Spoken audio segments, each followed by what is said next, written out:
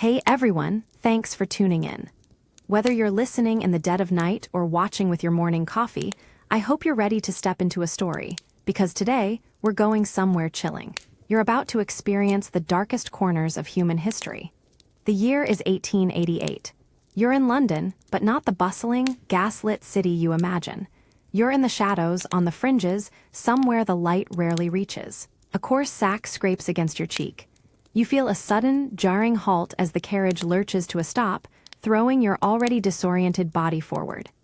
The scent hits you first, a cloying mix of something vaguely medicinal and something distinctly stale. Like damp stone and forgotten dreams. It fills your nose, your throat, pushing past the rough fabric that binds your eyes. Strong hands, not gentle ones, haul you from the vehicle. Your feet, bare and stinging with cold, hit slick cobblestones. The dampness seeps into your skin, a creeping chill that moves faster than the autumn air. You try to push back, to ask what's happening, but a gag silences you. A heavy, musky cloth that tastes faintly of mildew. You can hear nothing distinct, just the muffled thud of footsteps, your own ragged breath, and the distant, unsettling clang of something metallic. It's a silence so profound, so utterly devoid of the city's usual hum, that it feels like a physical weight pressing down on your ears. It's deafening in its absence, a void where sound should be. You're propelled forward, one arm wrenched back, the other pushing your shoulder blade. The hands are relentless, guiding you through what feels like a labyrinth. A doorway, heavy and solid, groans open, and then slams shut behind you with an echoing finality. The air here is colder, damper, smelling even more intensely of that sickly sweet, yet acrid medicinal tang. You stumble, catching yourself on a wall that feels smooth and impossibly cold beneath your fingertips. It's not brick. It's something colder, harder. Stone, perhaps, or tiles. You feel movement around you, the subtle shift of bodies, but no words, no whispers. Just that heavy, oppressive quiet. Your heart hammers against your ribs, a frantic drum in the emptiness. The bindings around your eyes are suddenly ripped away. Your vision blurs, adjusting slowly to the dim, greenish light filtering through a high, grimy window. What you see isn't a warm room or a familiar face. It's a long corridor, sterile and stark, lined with heavy, bolted doors. A few figures stand silently, like sentinels in shadow, their faces unreadable, their gazes fixed somewhere beyond you. You try to focus, to understand, but your head spins. You taste fear, metallic and sharp on your tongue. This isn't a hospital. This isn't a place of healing. This is somewhere else entirely. You stand there, shivering, stripped bare of all certainties, in a silence that promises nothing good. And you realize, with a cold dread, that sometimes the loudest sound is no sound at all. The rough fabric of the gag is suddenly pulled from your mouth, leaving your tongue dry and your throat raw. You try to speak, to form a question, but only a raspy cough escapes, tasting of dust and despair. Your gaze, still adjusting to the dimness, snaps to the figures at the far end of the long corridor. They stand motionless, like dark, unforgiving pillars carved from the very shadows of this place. Two men, broad-shouldered and imposing, encased in severe, dark uniforms that seem to drink up the meager light filtering from somewhere high above. Their faces are devoid of expression, betraying no flicker of emotion, only a dull, unwavering watchfulness that feels like a physical weight pressing down. It's a gaze that doesn't just see you. It dissects you, categorizes you, weighs your very being against some unseen, unyielding scale of normalcy. You feel utterly exposed, raw, every nerve ending tingling with vulnerability under their silent, clinical scrutiny. Your bare feet ache on the impossibly cold stone floor, the chill seeping into your bones, and the thin, rough shift you're now wearing does little to ward off the penetrating cold. You instinctively try to shrink into yourself, to become invisible, to escape the suffocating weight of their attention. But there's nowhere to hide in this stark, unforgiving space. One of the figures, taller and more formidable than the other, takes a slow, deliberate step forward. The measured sound of his heavy boots echoes unnervingly in the oppressive quiet, each footfall a distinct hammer blow against your already frayed nerves. You flinch, a primal, helpless response to the approaching threat, but you can't back away. A solid, unyielding wall presses against your back, a cold, hard truth mirroring the reality that's now closing in around you. He stops just a few paces away. His eyes, dark and flat like polished obsidian, scanning you meticulously from the crown of your head to your aching toes. You feel reduced, transformed into nothing more than a specimen under a cold, scrutinizing microscope, every perceived flaw, every flicker of fear, laid bare for their detached inspection. There's no hint of pity in his unwavering stare, no spark of curiosity, only a chillingly impersonal assessment. He lifts a gloved hand, a gesture of command, and points a thick, unyielding finger towards one of the heavy, bolted doors lining the endless corridor. Almost immediately, another man, smaller and with a face etched with a profound weariness that speaks of countless such days, appears from a shadowed doorway to your right. He carries a heavy ring of iron keys that jingle with a faint, metallic whisper, a sound that cuts through the thick silence like tiny, sharp daggers. He walks past you without a single glance, his movements economical, devoid of warmth, heading straight for the door the first man indicated. The heavy door creaks open with a long, mournful groan that seems to lament its own bleak existence, revealing only a deeper, more profound darkness within. You instinctively recoil, your entire being screaming against entering that shadowy maw.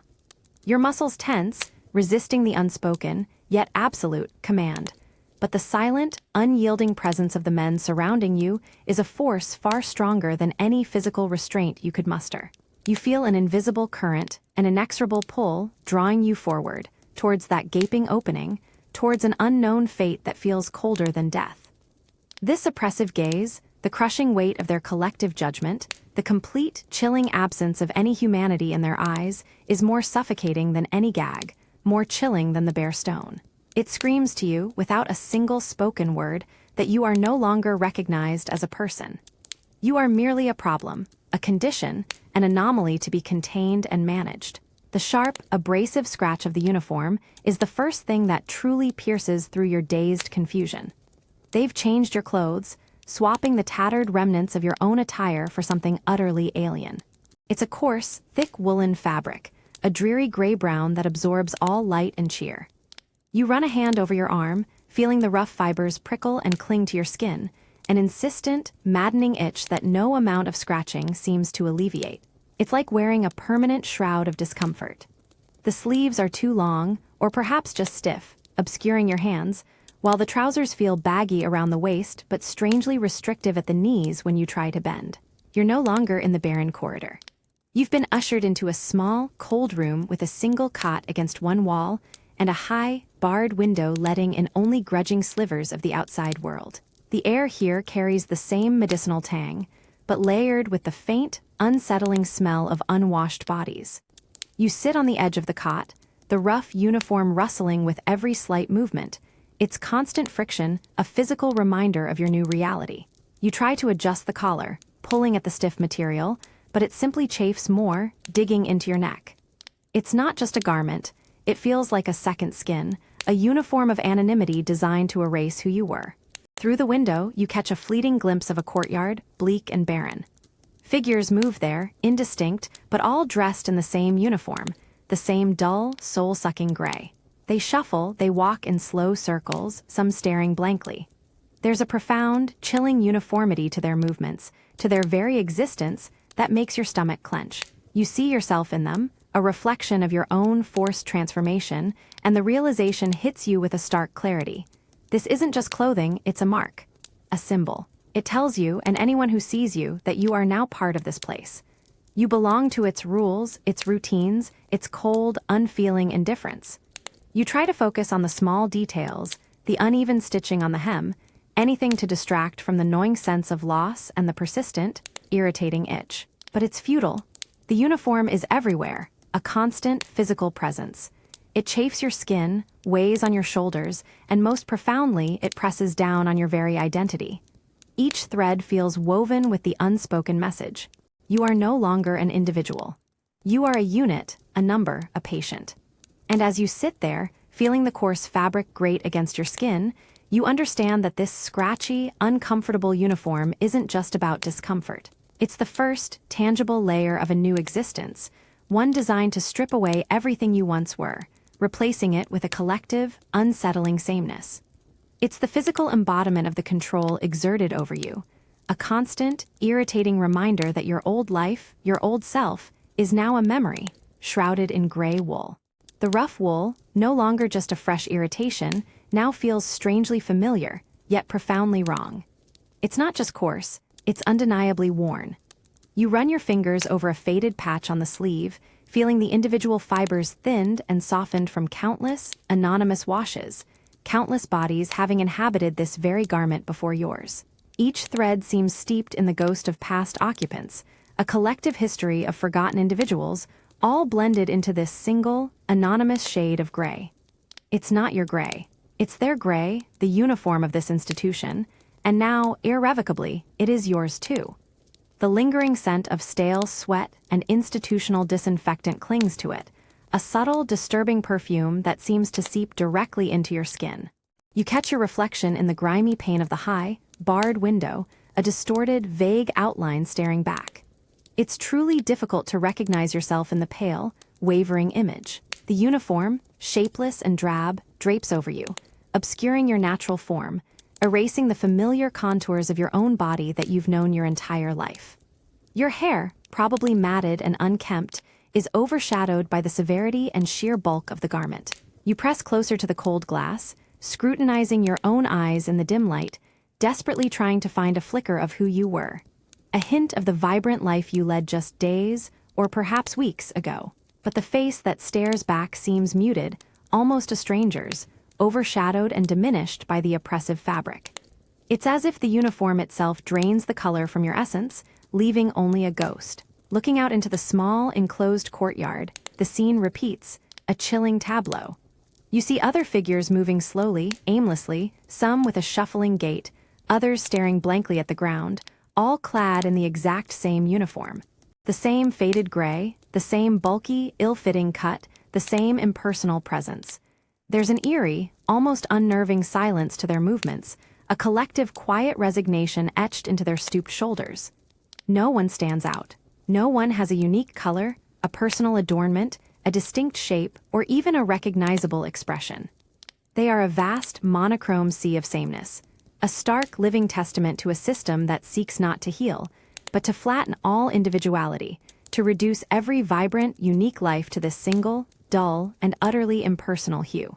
You try, with increasing desperation, to recall the texture of your own clothes, the smooth feel of a silk ribbon that you favored, the soft, comforting cotton of a petticoat against your skin, the cool gleam of a familiar mother-of-pearl button on your favorite blouse. But the memories feel distant, hazy, like fragile whispers from another, almost forgotten life.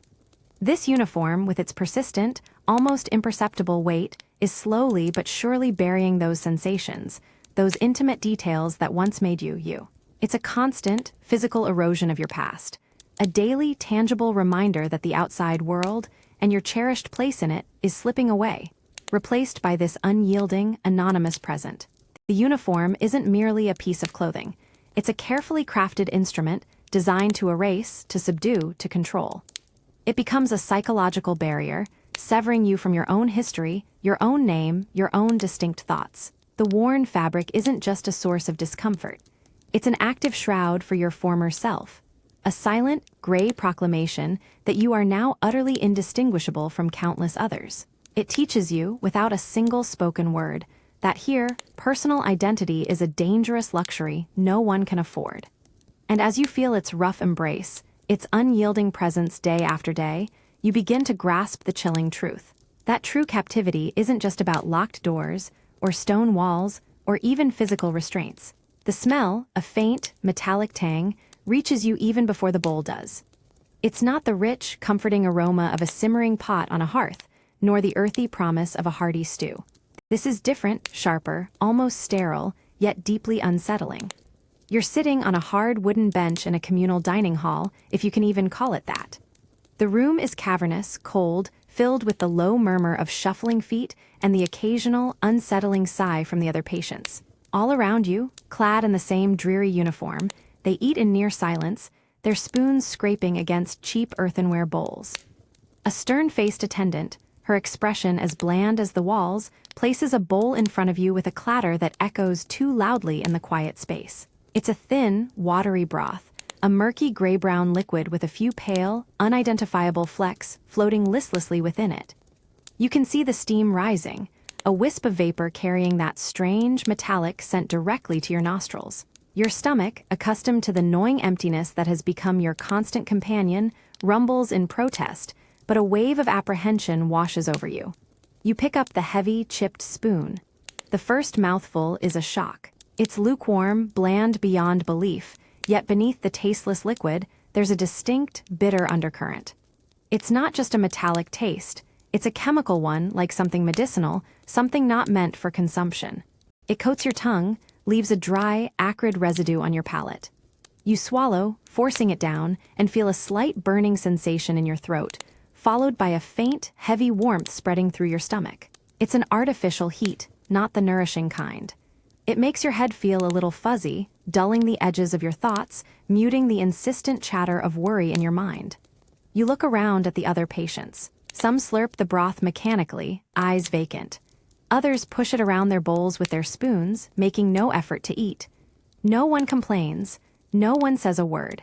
The attendant watches with hawk-like vigilance, her gaze sweeping across the room, ensuring compliance. You try another spoonful, willing yourself to ignore the taste, to focus only on the fleeting sensation of something warm in your empty stomach. But the metallic bitterness, that medicinal aftertaste, is insistent. It permeates everything. It's a taste of forced submission, a silent instruction from the institution itself. As you finish, or rather, as you push away the half-eaten bowl, a profound weariness settles over you.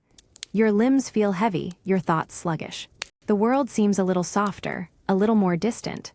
The clatter of spoons, the shuffling feet, the watchful attendant, it all recedes into a hazy, dreamlike backdrop. This isn't just sustenance, it's a tool.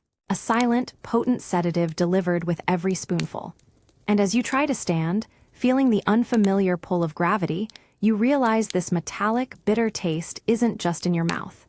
It's in your mind, in your very perception of reality. It's a taste that slowly, insidiously, blurs the sharp edges of your struggle, eroding your will, leaving you adrift in a muted, hazy world where even your hunger is gently, unnervingly, silenced. The metallic aftertaste isn't fleeting. It's a constant, insidious companion, a dry, bitter film clinging to your tongue. But the true battle rages within. Your head feels impossibly heavy, a leaden weight. Your thoughts, once sharp, now drift like smoke, elusive and formless. You try to grasp an idea, a memory, but they slip through your mental fingers like sand, leaving only a dull, aching void. Your limbs respond with sluggish reluctance. Lifting an arm feels cumbersome, as if filled with heavy water. Walking becomes an unsteady shuffle, your feet dragging, balance precarious. The dim world around you seems more distant, viewed through thick, distorting glass. Sounds reach you muffled, indistinct, dissolving into a low hum. Attendants' stern faces blur, expressions indistinguishable, movements slow and dreamlike. Their authority, once a sharp fear, now feels like a distant, inevitable hum you simply endure. A profound lethargy settles into your bones, a weary resignation. The anger, defiance, the burning injustice all feel dampened, smothered beneath chemical quietude. You want to protest, to scream, but the impulse feels weak, an echo from a former self. It's as if an invisible hand systematically loosens the vital cords of your will, softening the sharp edges of your fight. You find yourself staring blankly at the rough wall or chipped floor for long stretches, without conscious thought, without remembering how you got there. Time itself stretches or compresses. Brief flashes of clarity are like sharp gasps of air, quickly receding into the hazy, chemically induced fog. This isn't just your body. It's a chemical battleground, a silent war waged within your bloodstream. The medication, that bitter draft, dismantles your resistance, piece by piece. It's turning your vibrant, protesting mind into a placid, docile pool. You learn the chilling truth. True control comes not with chains, but concoctions, turning your very being against itself. And in this chemical haze, you realize the most terrifying prison isn't stone, but within your own skull, where your thoughts and feelings are no longer truly your own. A piercing, raw shriek rips through the oppressive silence of the night ward, violently yanking you from the shallow, drug-induced sleep that passes for rest here. Your eyes snap open, wide and unfocused in the impenetrable darkness. Your heart immediately lurches, a frantic drum against your ribs. The sound isn't distant. It's close, agonizingly close, echoing off the high ceilings and thin, stained walls that surround your cot. It's a sound of pure, unadulterated terror, a visceral cry that vibrates in the very air around you, burrowing deep into your bones. You jolt upright, the coarse uniform rustling against your skin, a familiar, unwelcome sensation. The air in the ward is heavy, thick with the pervasive smell of stale disinfectant and unwashed bodies, now sharpened by the sudden, adrenaline-fueled awareness. You strain your ears, trying to pinpoint its origin among the shadowy forms of the dozens of other cots. A low moan follows the shriek, then a series of frantic, muffled thuds, as if someone is struggling, hitting against a solid surface. Your breath catches in your throat, a silent gasp. The medication still dulls your senses, wrapping your mind in a persistent haze, but even through the fog, the terror of that sound cuts through with frightening clarity. Then, another shriek, equally horrifying, erupts from a different corner of the vast, cavernous room. This one is higher-pitched, almost a keening wail, filled with a despair so profound it sends a shiver down your spine.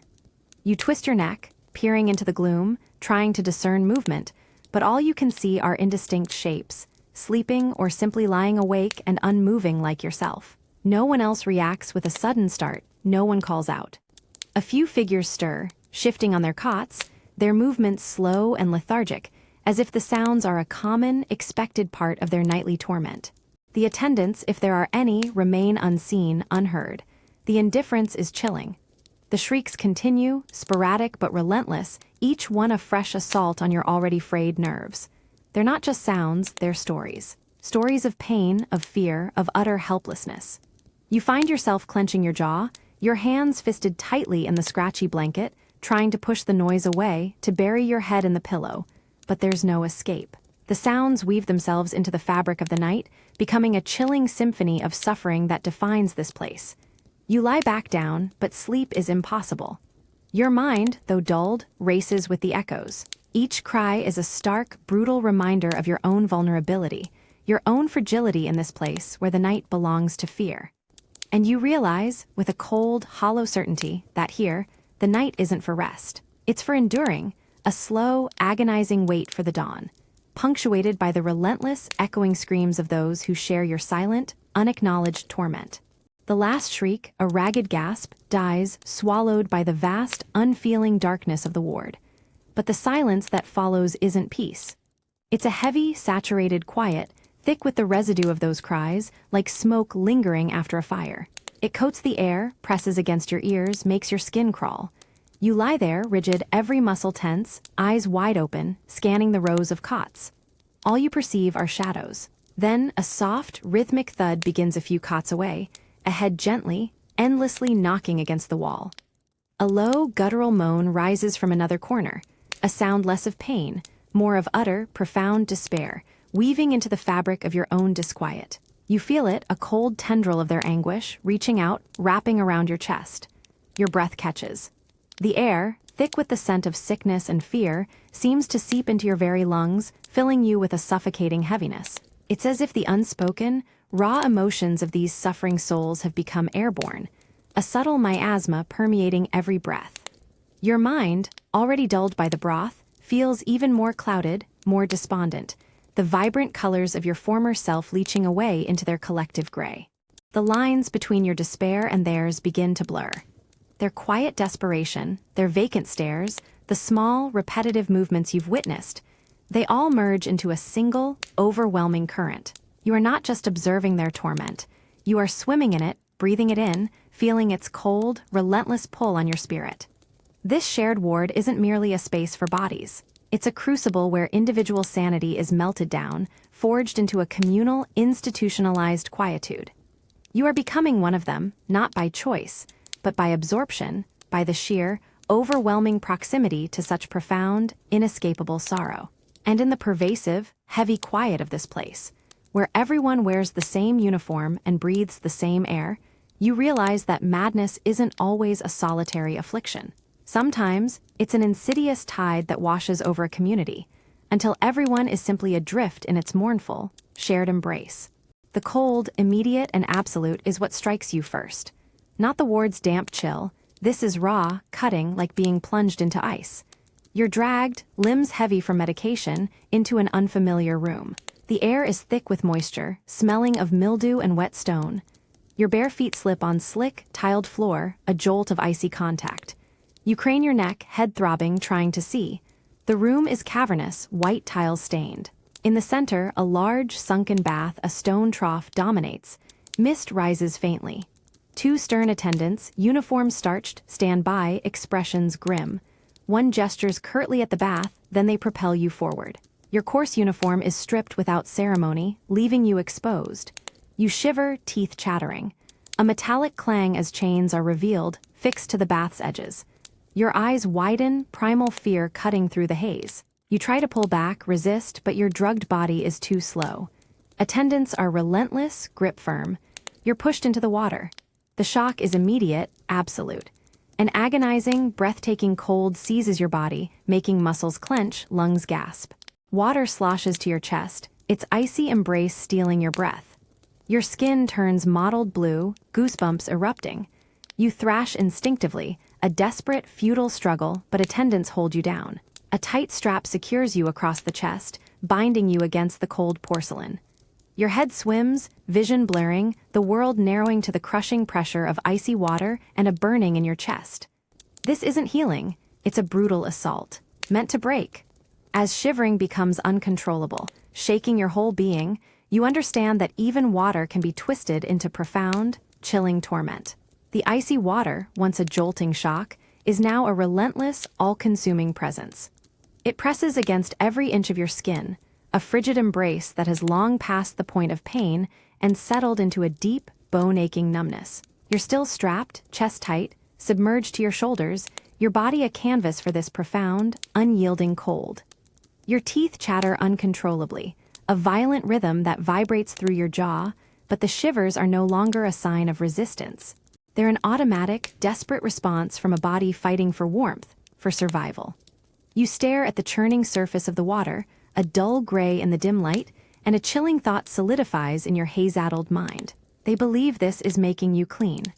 This glacial assault, this suffocating cold, is meant to scour away the very thoughts they deem impure, to wash the madness from your soul. You can almost feel the water working, not just chilling your flesh, but seeping inward, a slow, insistent invasion of your core. It feels like it's stripping away layers, not of grime, but of your will, your fight, the very essence of what makes you *you. The two attendants stand by, silent, unmoving, their gazes fixed on you with an unsettling blend of detachment and clinical conviction.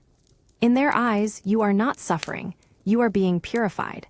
Their stoic presence reinforces the notion that this is a necessary process, a brutal form of salvation. You try to take a deep breath, but the cold constricts your lungs, and the air that enters feels like shards of ice. Your limbs, once capable of frantic struggle, are heavy, leaden, barely responsive. They are slowly growing numb, detached, no longer feeling truly connected to your mind. This water, heralded as a path to purity, feels instead like an emptying. It's not just rinsing away dirt. It's rinsing away your spirit, your memories, the vibrant colors of your own personality. You feel hollowed out, as if the cold is creating a vast, echoing space within you. The world, through watery, blurring eyes, seems distant, muffled. This isn't a cleansing that brings renewal.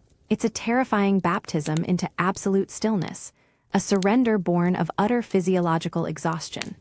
And as the relentless cold continues its work, chilling you to your very marrow, you realize that the institution's promise of purity isn't about restoration at all. It's about erasure. It's about dissolving your resistance, your spirit, until all that remains is a blank, numb slate, ready to be molded into whatever quiet, compliant form they desire. And in this icy grip, you feel the chilling truth of how profoundly, and brutally, a mind can be washed clean of itself.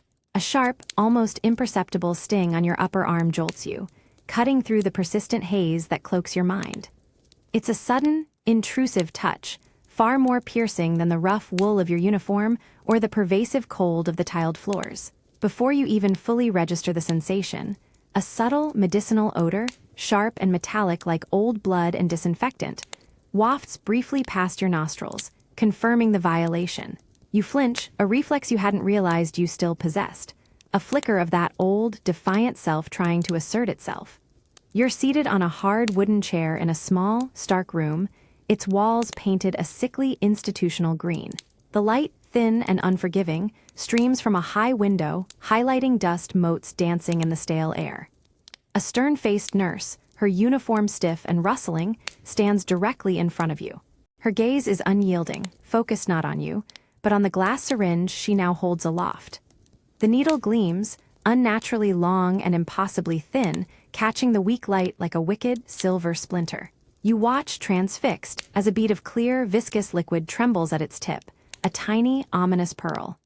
Your arm, bared by the unceremonious rolling of your sleeve, still tingles from the prick. You can feel the small, red mark blossoming on your skin, a fresh badge of unwanted intervention. The nurse, without a word, plunges the needle in deeper, a sensation that is less of pain and more of a profound, cold intrusion.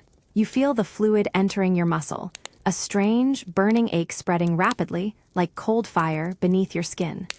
It's an internal invasion, a quiet, forceful command delivered directly to your bloodstream. Your eyes widen, a gasp catching in your throat, but no sound escapes, only a silent, desperate struggle for composure. She extracts the needle with a swift, practiced movement, leaving only a lingering ache and the distinct scent of whatever powerful concoction has just been delivered into your system. She cleans the small wound with a brisk, unsympathetic dab of alcohol, the cold liquid a fleeting echo of the hydrotherapy, but this time, the chill goes deeper. You feel a strange, hollow sensation spreading from your arm, slowly moving up your shoulder, then across your chest, finally settling into your head. It's not the gradual dullness of the medicated broth, but a swift, aggressive wave, forcing your thoughts to scatter, your vision to blur at the edges. Your head lolls slightly, your muscles suddenly weak, uncooperative. The nurse turns away, moving with a purposeful quietness to prepare the next dose for another unseen patient. You feel the profound injustice, the utter helplessness of this clinical violation, but even that indignation feels dulled, its edges rounded off by the invading chemical. They call this moral treatment, a way to calm the agitated, to soothe the troubled mind. But as your body sinks deeper into a forced tranquility, your fight draining away like water, you understand the bitter truth. This isn't about morals. It's about control. It's about a silent, systemic erosion of your will, one calculated prick at a time. And as your senses recede, leaving you adrift in a sea of imposed quietude, you realize that some of the most profound battles are fought not with shouts, but with silent, unyielding needles. The burning ache in your arm slowly subsides, but it leaves behind a hollow, spreading numbness that seems to encompass your entire being. Your body feels detached, a cumbersome vessel.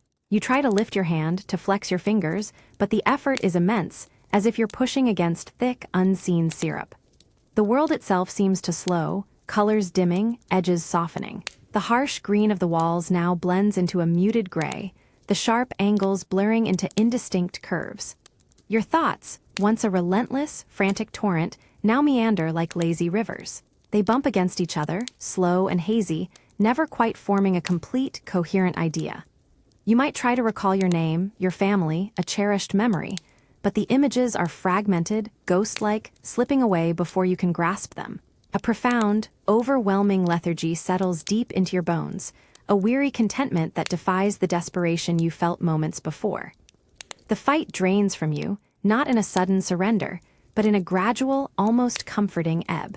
You can still see the nurse, a blurred figure moving with calm purpose in the periphery of your vision. Her actions seem distant, inconsequential. The very concept of resistance, of protest, feels absurd, a relic from a different time, a different mind. What is there to resist when every nerve ending, every thought, is swaddled in this heavy, cottony fog? The anger, the fear, the crushing injustice, they are all still there somewhere, but they are muted, distant echoes, unable to pierce through the thick veil of chemical tranquility that now envelops you. You find yourself watching the slow dance of dust motes in the thin light, utterly mesmerized, for what feels like an eternity. The outside world recedes, shrinking to the narrow confines of your immediate perception, and even that is softened, indistinct. This isn't sleep, not truly, but a waking dream, a suspension between consciousness and oblivion. You're aware, but profoundly disconnected. The sedative isn't just calming your agitation. It's reshaping your very reality, replacing sharp sensation with gentle void, fierce will with passive acceptance. And in this deep, enveloping haze, you realize that the line between being soothed and being controlled has completely vanished. Your mind, once your own fortress, is now an open, vulnerable landscape, gently cultivated by an unseen hand.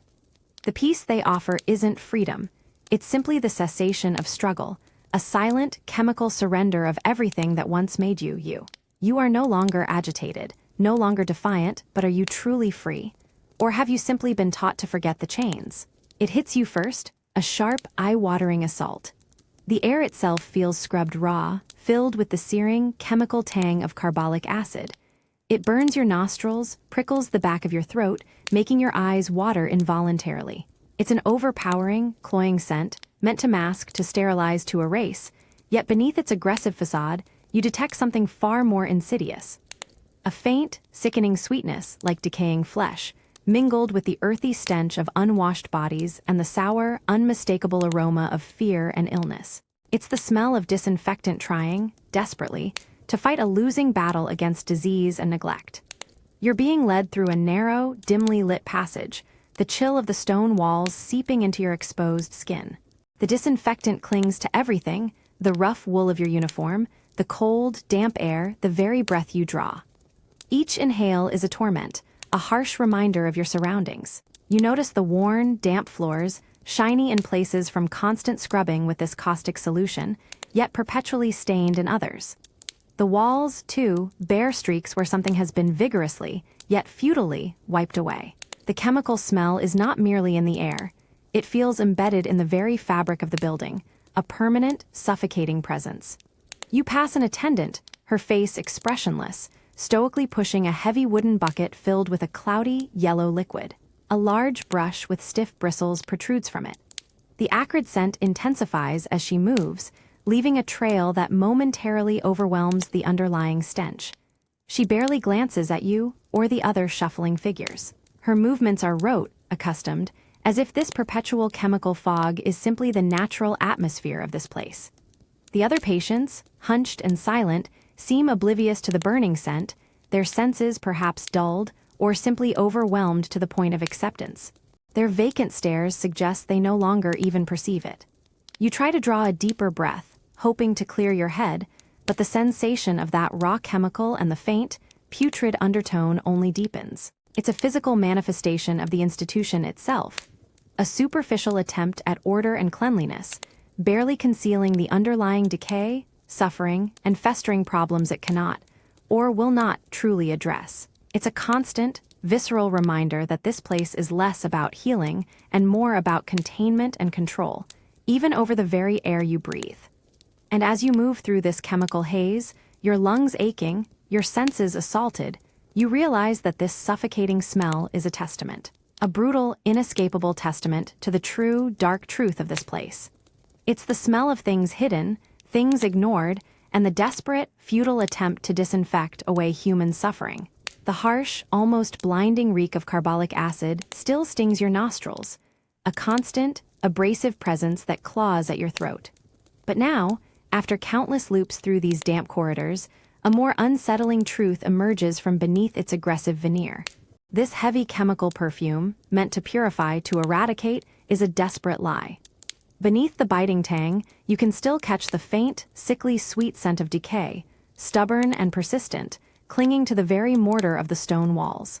It's the smell of things that cannot be simply wiped clean, the smell of neglect, of bodies confined too long, of illness silently festering despite every rigorous scrub. You watch an attendant, a gaunt, silent woman with weary eyes, relentlessly pushing her brush across the floor. The wet, slapping sound of the bristles against the tiles is a monotonous rhythm in the desolate quiet, a soundtrack to an unwinnable battle. She works with a grim determination, her movements efficient yet utterly devoid of hope. You see her wipe at a dark stain on the wall, near a bed where a silent figure lies curled, seemingly oblivious. She scrubs vigorously, repeatedly, but the dark patch remains, a stubborn shadow that mocks her tireless efforts. It's ingrained, permanent, a testament to something deeper than mere dirt. Your own uniform, despite being laundered, never quite loses that pervasive chemical scent, nor the faint, sour odor of the countless others who have worn it before. You run your hand over the rough fabric, feeling the damp chill that perpetually clings to it, an echo of the pervasive moisture in this place that no amount of ventilation or aggressive cleaning can conquer. It's as if the very air itself is infected, not with visible particles, but with an invisible burden of human misery and illness that resists all attempts at sterilization. You see the other patients, their faces pale and drawn, some coughing softly, others with glazed eyes and skin that seems unnaturally translucent. The disinfectant stings your own eyes, makes them water, yet it clearly doesn't prevent the unseen ailments that quietly consume these bodies. It's a futile war, a desperate pretense of control against enemies that are too numerous, too pervasive, too deeply rooted in the very fabric of this institution and its inhabitants. They are fighting shadows with chemical fire, hoping to burn away what cannot be seen, what cannot be touched, what cannot be simply scrubbed from existence. And as you breathe in that potent, futile mix of chemical aggression and underlying decay, you understand. This isn't a battle against dirt. It's a desperate, losing war against humanity itself, against the inherent messiness of life, suffering, and death. And in this chilling, relentless struggle, you feel the profound sadness of a battle fought with such fierce conviction, yet without any true hope of victory. It's a war against invisible enemies. And here, in this asylum, those enemies will always win. The coarse, unyielding fabric bites into your wrists, a sudden, searing friction that jolts you violently awake from the drug-induced stupor. It's not the soft wool of your uniform, nor the familiar cold of the stone. This is canvas, thick and rough, chafing against your skin with every involuntary twitch, every desperate pulse of blood beneath. You feel it cinched tight, brutally firm, around both your wrists, then again around your ankles, pinning you spread-eagled to a narrow, hard bed. You struggle, a frantic, primal surge of adrenaline cutting through the chemical fog. Your muscles tense, straining against the restraint, but the straps hold fast, digging deeper into your flesh. The rough texture abrades your skin, a burning sensation spreading across your pressure points. You hear the faint, sickening sound of the material rubbing against itself, a low rasping that mirrors the desperate scraping of your own spirit against this brutal reality. Your eyes, wide with a sudden, sharp fear, dart around the small, windowless room. The air is thick and still, smelling of stale breath and old confinement. The walls are bare, a dreary gray, offering no point of reference, no escape for your frantic gaze. The only light comes from a small, barred vent high in the wall, casting long, distorted shadows that dance mockingly around your imprisoned form. You see the faint, dark stains on the canvas straps themselves, faint impressions of other struggles, other bodies, other desperate attempts at freedom that have long since faded into resignation. An attendant, a silent, impassive figure, stands just beyond your reach, watching with an unnervingly calm detachment. Their gaze is clinical, devoid of empathy, observing your struggle as one might a specimen under glass. You try to cry out to demand release, but your throat is dry, and only a weak, choked gasp escapes. The medication still whispers in your veins, dulling the sharpness of your protest, wrapping it in a thick, cottony blanket of helplessness. But the raw, physical bite of the straps is undeniable, an agonizing reality that refuses to be muffled. You twist your body, pushing with your legs, pulling with your arms, hoping to find a weak point, a moment of reprieve, but the heavy canvas is unyielding. It's designed for this, crafted to contain, to control, to utterly immobilize. Each subtle shift of your body only tightens the bonds, forcing the rough material to dig deeper, to etch its torment onto your skin. In this stark, confined space, pinned down, unable to move, you realize that these rough straps are more than just physical restraints. They are a profound, visceral declaration of absolute power. They bind not just your limbs, but your will, your very capacity for independence. And in their unyielding embrace, chafing, burning, and relentlessly holding you captive, you feel the chilling truth. That sometimes, the most painful chains are the ones designed to hold your spirit, not just your body. The rough canvas straps, unforgiving and relentlessly tight, still bite into your wrists and ankles, a constant, dull throb beneath the surface of your dulled skin. The initial surge of frantic panic has, slowly, inevitably, receded, swallowed by the chemical quietude that saturates your mind and limbs. Your muscles, once taut with desperate resistance, now feel heavy, strangely inert. Every attempt to strain against the bonds is met with the same unyielding pressure, the same biting friction, until the effort itself begins to feel pointless, a distant memory of a futile struggle. The raw discomfort persists, a low, persistent hum of agony, but even that is now muted, absorbed into a larger, pervasive stillness. You lie perfectly still on the hard cot, pinned in an unnatural, cruciform pose. The small, windowless room is silent, save for the faint, monotonous drip of water from somewhere far off in the institution's plumbing. No shrieks cut through the darkness here, no hurried footsteps, no clatter of bowls. There are no other patients to witness your humiliation, no indifferent attendants to scrutinize your desperate attempts at movement. Just you, the silence, and the unyielding canvas. In this profound immobility, a strange, twisted sense of cessation begins to settle over you.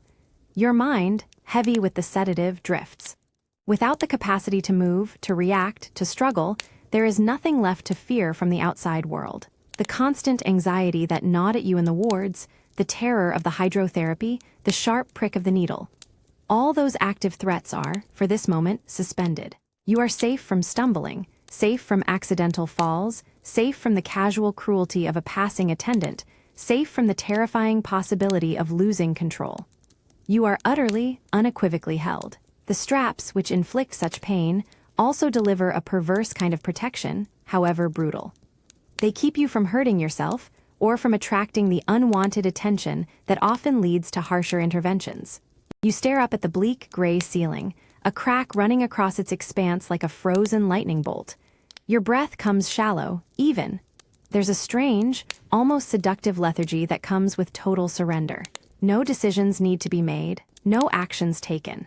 Your body, rendered incapable, requires nothing of you.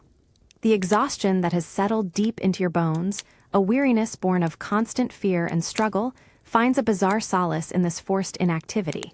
It's a dark, unsettling comfort, this freedom from responsibility, from the burden of self-preservation.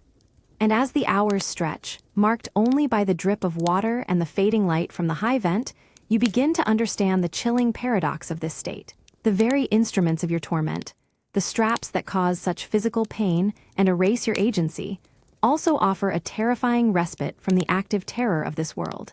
In this absolute immobility, in this profound and brutal containment, you are paradoxically safe. But it's a safety bought at an agonizing price, a grim trade-off where your very spirit is bound alongside your body, leaving you adrift in a quietude that is both horrifyingly peaceful and utterly soul-destroying. You realize that sometimes, the illusion of safety can be just as potent a prison as any wall or locked door. A thin, audacious ribbon of light, shockingly golden and vibrant, slices through the perpetually dim, musty air of the ward. It's not the sickly green glow from the high grimy window you're accustomed to, but pure, unfiltered sunlight, a foreign warmth that falls across the cold, damp stone floor with an almost defiant brightness. For a split second, the oppressive weight of the institution lifts, replaced by a sudden, breathtaking memory of blue skies and the scent of distant flowers. Your head, heavy and numb from the daily dose of broth, slowly turns towards the source, drawn by an almost primal instinct. It pours through a small, high window, barely more than a slit, choked by thick iron bars. Each bar casts a stark, dark shadow, a brutal grid etched onto the floor, dissecting the golden beam into precise, unforgiving stripes. You watch, mesmerized, as tiny dust motes, like microscopic universes, dance and glitter within the light, suspended in the stillness. The warmth, though faint and fleeting, settles on your cheek, a gentle, almost forgotten caress. It feels like a whisper from another world, a world where the sun still reigns, where life moves with a vibrancy utterly absent here. You raise a hand, fingers trembling, reaching for the ethereal warmth. Your coarse uniform sleeve brushes against your skin, a familiar irritation, but for this moment, even that discomfort is dwarfed by the sheer wonder of the sunlight. Your fingers stretch, clumsy and slow, trying to cup the warmth, to hold onto its ephemeral promise, but it slips through your grasp like water. The bars, cold and unyielding, are a stark, tangible barrier between you and that fleeting touch of the outside. Around you, the other patients continue their slow, somnambulant shuffle. Some glance towards the light, their eyes dull, unseeing, as if its brilliance is too much to comprehend. Others, more animated, turn their backs, retreating further into the shadows, perhaps finding solace in the gloom they've grown accustomed to. No one speaks, no one points. The light is a solitary phenomenon, a private, personal intrusion into the collective despair. But you, for a precious few moments, are anchored by its warmth, a silent witness to its silent, poignant message. As the sun imperceptibly shifts, the golden stripe begins to recede, slowly withdrawing its warmth, climbing higher up the wall, shrinking back towards its barred prison. The air instantly feels colder, heavier. The oppressive silence rushes back in, filled once more with the lingering scent of disinfectant and despair. But for a brief, stolen instant, you felt it.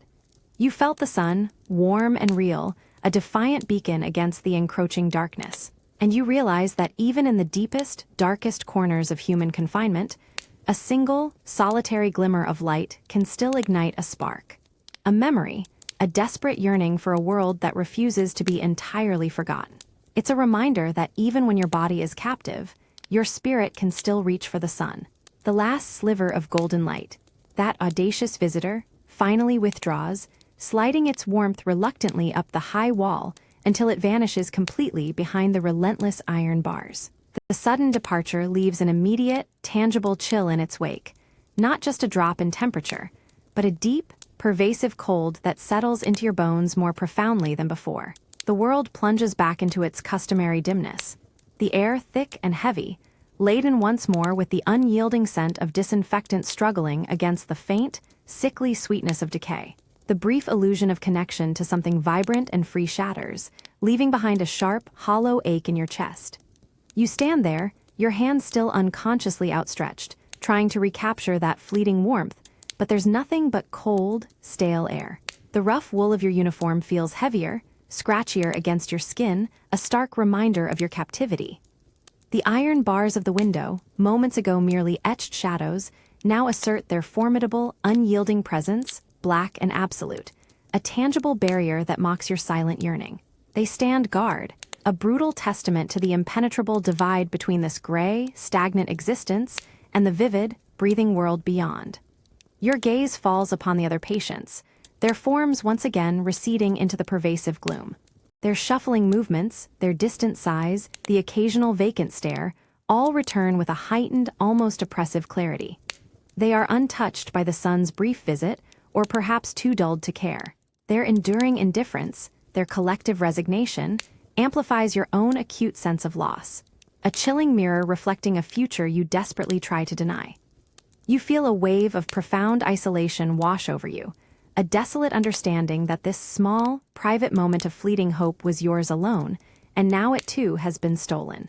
You try to conjure the image of a blue sky, of green leaves swaying in a gentle breeze, of the bustling sounds of a city street, anything to hold onto the vibrant memory of that outside world. But the images feel fragile, distant, already starting to fray at the edges, overshadowed by the stark reality of the stained walls and the chilling silence. It's as if the brief taste of freedom has only sharpened the bitterness of your confinement, carving out a deeper canyon of longing within your spirit. As the last remnants of twilight fade, leaving the ward to the mercy of flickering gaslight, you realize the enduring cruelty of these fleeting glimpses of beauty. They are not gifts of hope, but exquisite tortures, reminders of a life forever out of reach, a vibrant, living world from which you have been irrevocably severed. And in the lingering, raw ache of that loss, you understand that sometimes, the most profound pain comes not from what is done to you, but from the unbearable yearning for what has been stolen and can never be reclaimed. The drone starts subtly, a low, persistent hum beneath the ever-present chill of the institutional air. It's not the shrieks of the night, nor the clatter of a meal, but something far more insidious in its monotony. It scrapes at the edges of your dulled awareness, a dry, rhythmic sound, like pebbles rolling endlessly in a distant, forgotten stream. You're seated, along with dozens of other patients, on a hard, unyielding wooden bench in a cavernous, poorly lit hall. The air here carries the same familiar scent of old disinfectant and deep-seated damp. But now it's layered with the faint, metallic tang of stale breath from too many confined bodies. At the far end of the hall, elevated on a small dais, stands the superintendent. His figure is rigid, imposing, framed by the pale, peeling paint of the wall behind him. He holds a sheaf of papers, occasionally tapping them with a severe forefinger, but his gaze seems to sweep over the assembled patients without truly seeing any of you. His voice, dry as old parchment, articulates words that are meant to be heard, to be understood, to be obeyed. But their meaning is a nebulous, unreachable thing. He speaks of moral rectitude, of reformation, of order and diligence. But the words themselves are stripped of all context, all empathy. They're just sounds, a relentless, repetitive cascade that washes over you, leaving no impression, sparking no understanding. You try to focus, to grasp a sentence, a concept, anything to anchor your mind in this waking tedium. But the persistent haze from the daily broth and the incessant injections still clings to your thoughts, making them sluggish, unresponsive. Your eyelids feel impossibly heavy, threatening to droop. You pinch your thigh through the coarse uniform, a desperate, subtle act of defiance against the encroaching oblivion, but the pain itself feels distant, muffled. The superintendent's voice rises and falls in predictable cadences, a hypnotic rhythm that gently rocks your consciousness, tugging you towards a state of passive acceptance. Around you, other patients respond in various stages of quiet surrender. Some sit utterly motionless, eyes wide open yet completely vacant, their gazes fixed on some unseen point in the distant air. Others sway gently, heads lolling forward, already lost to the pull of unconsciousness or the depths of their own inner worlds. A few fidget restlessly, fingers plucking at loose threads on their uniforms, or feet shuffling softly on the cold floor, small, desperate attempts at reclaiming some physical agency. But no one speaks. No one reacts with anger or protest. The silence among the listeners is absolute, a profound, heavy quietude that mirrors the superintendent's unwavering, uncomprehending drone. He continues, his voice a steady, unwavering river of words, flowing over your head, around your dulled thoughts, never truly penetrating. It's not a lecture meant to enlighten, but a ritual of control, a daily act of asserting authority through sheer, unyielding tediousness. And as you sit there, suspended in this auditory purgatory, feeling your mind slowly but surely drift away, you realize the chilling truth.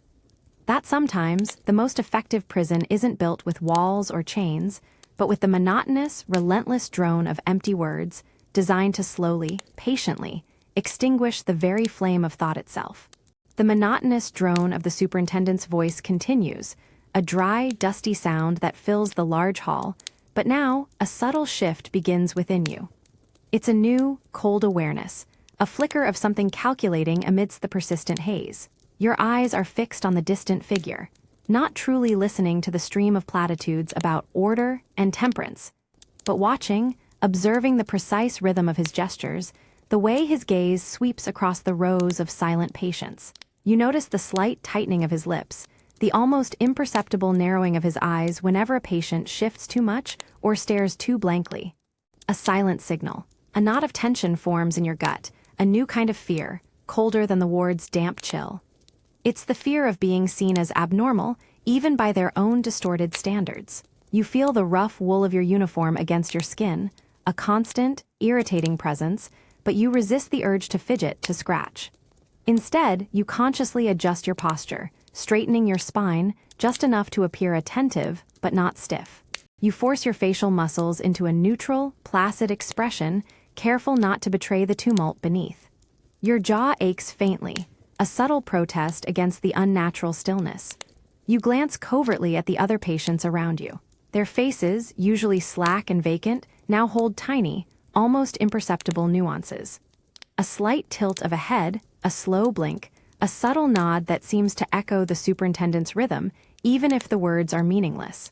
You recognize the same careful mimicry you're attempting, a shared, silent conspiracy of compliance. They too are performing, each of them actors in this bleak theater, desperately trying to project an image of calm, of subdued normalcy, for an audience that doesn't truly see them. The superintendent's gaze, sweeping back across your section, lingers for a fraction of a second. In that fleeting moment, you feel it, a chilling scrutiny, a silent evaluation. You hold your breath, your heart thumping a frantic tattoo against your ribs, willing your face to remain impassive, your eyes steady. It feels like an eternity. Then, his eyes move on, dismissive, unburdened by any deeper curiosity. You release your breath slowly, a silent gasp of reprieve, your muscles aching from the effort of feigned composure. The performance is exhausting, a constant, internal battle against the pull of the sedative, against the natural impulse to react, to move, to be. Here, sanity isn't about genuine well-being. It's about adherence, about the perfect, unblemished imitation of calm. And as the superintendent's drone finally begins to wind down, leaving behind a profound, tense quiet, you realize the chilling truth. You are learning to play the game. You are learning to act sane, not for your own sake, but for theirs, in the desperate hope that one day, this elaborate, soul-crushing performance might just be enough to earn your freedom. The stiff, oily strands of oakum are thrust into your hands, a coarse, tangled mass that instantly prickles your fingertips. It smells faintly of tar and brine, a raw, industrial scent that clings stubbornly to your skin. This isn't the familiar smell of disinfectant. It's a harsh, outdoor smell, completely out of place in the dank, windowless workroom where you now sit on a low, wooden stool. Around you, dozens of other patients, all in their drab uniforms, are bent over similar piles, their hands moving with a slow, hypnotic rhythm. Your fingers, already raw and stiff from the persistent cold, feel clumsy as you try to grasp a handful. The fibers are unforgiving, tough, and wiry, resisting your attempts to separate them. You pull, twisting your wrist, feeling the coarse material scrape against your calloused palms. A tiny splinter of hemp digs painfully under your nail, a sharp, unexpected jolt that briefly cuts through the pervasive haze in your mind. You wince, but there's no time to complain, no one to hear it anyway. The task is relentless. Pull apart the thick strands, disentangle the knots, separate the individual fibers until the coarse rope unravels into soft, fluffy oakum, ready for ship caulking. It's a mindless, repetitive motion, a physical manifestation of the institutional grind. Your fingers begin to ache, the muscles in your forearms growing stiff and tired, yet the pile in front of you seems to diminish at an impossibly slow rate. Your hands, once capable of delicate tasks, now feel clumsy, trembling slightly with the effort, the unfamiliar strain. You watch the person beside you, a gaunt woman with eyes that rarely blink. Her fingers move with an almost mechanical precision, a blur of motion as she shreds the oakum, her pile growing steadily. There's no expression on her face, no sign of thought, just the endless, rhythmic tearing apart of the fibers. Her movements are a chilling mirror of your own, a silent prophecy of what this place slowly turns you into.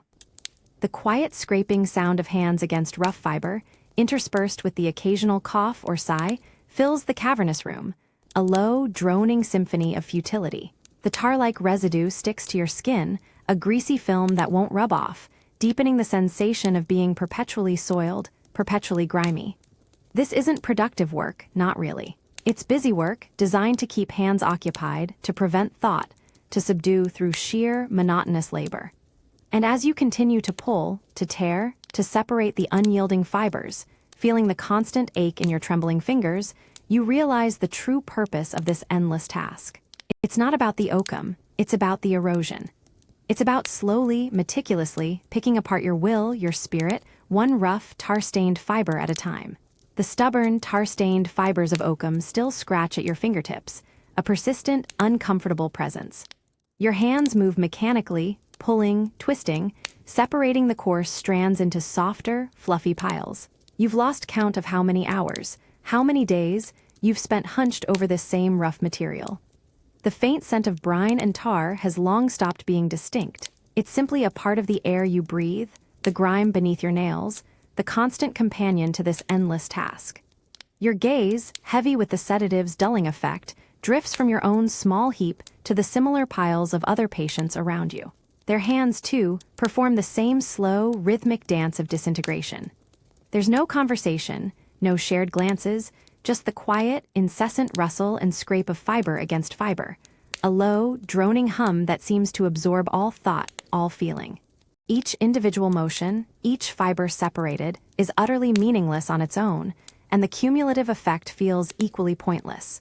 You're not building, not creating, not even truly improving anything. You are simply unmaking, slowly, methodically, transforming something useful into something merely processed. A task without an inherent end beyond the consumption of time. You try to find a rhythm, a pattern, anything to give this endless labor some semblance of purpose. You focus on the smallest detail, a particularly stubborn knot, a discolored strand. You try to unravel it with meticulous care, as if your very freedom depends on the perfection of this insignificant act. For a fleeting moment, a tiny spark of mental engagement flickers, a brief sense of accomplishment. But then another handful of raw, tangled rope is dropped onto your pile by a passing attendant, and the illusion shatters. The pile never truly diminishes. The work never truly ends. It's an inexhaustible, Sisyphean task. The sedative in your system makes this futility almost bearable. It cushions the sharp edges of despair, replacing them with a dull, pervasive acceptance. Your mind, left with little else to occupy it, begins to wander, not in coherent thought, but in disconnected fragments, images, sensations. The monotonous nature of the work allows your internal world to drift, unfettered by logical progression, yet never truly free. You are physically active, yet profoundly, deeply passive. This isn't work that builds character or offers skill. It's work that empties the mind, that slowly, methodically, erodes the very will to engage. And as your trembling fingers continue their endless task, pulling apart fiber after fiber, you realize that this isn't about making oakum for ships at all. This is about making you pliable, docile, empty. This isn't productive labor. It's a profound, insidious form of control. You are kept busy, yes, but busy doing nothing, so thoroughly absorbed in meaninglessness that your mind learns to crave the blankness, the quiet, the utter lack of purpose. It's an illusion designed to keep you from seeking a true purpose, from remembering a life where your actions held meaning. Here, the cruelest trick is the promise of activity, in a world where true purpose is forever out of reach. The sudden, crushing chill of the air is like a physical blow, stealing the breath from your lungs. One moment, you're shuffling passively down a dim corridor, the lingering scent of disinfectant and stale bodies your constant companion. The next, strong hands shove you forward brutally, without warning. Your bare feet scrape against rough, cold concrete, a stark contrast to the slightly warmer, worn stone of the hallway. You stumble, losing your balance, tumbling headlong into an abyss of deeper, more profound darkness. The heavy wooden door slams shut behind you with a deafening crash, the sound echoing hollowly in the confined space, a brutal finality that seals you into this new, terrifying reality. Absolute, impenetrable darkness engulfs you, thick and suffocating. You instinctively throw out your hands, trying to brace yourself, but they meet only the unforgiving, damp concrete walls, slick with an unseen moisture. The air here is dead, heavy, carrying the faint, metallic scent of iron and the profound, cloying dampness of a tomb. It's a chill that penetrates beyond your coarse uniform, beyond your skin, right into the very marrow of your bones, making your teeth begin to chatter uncontrollably.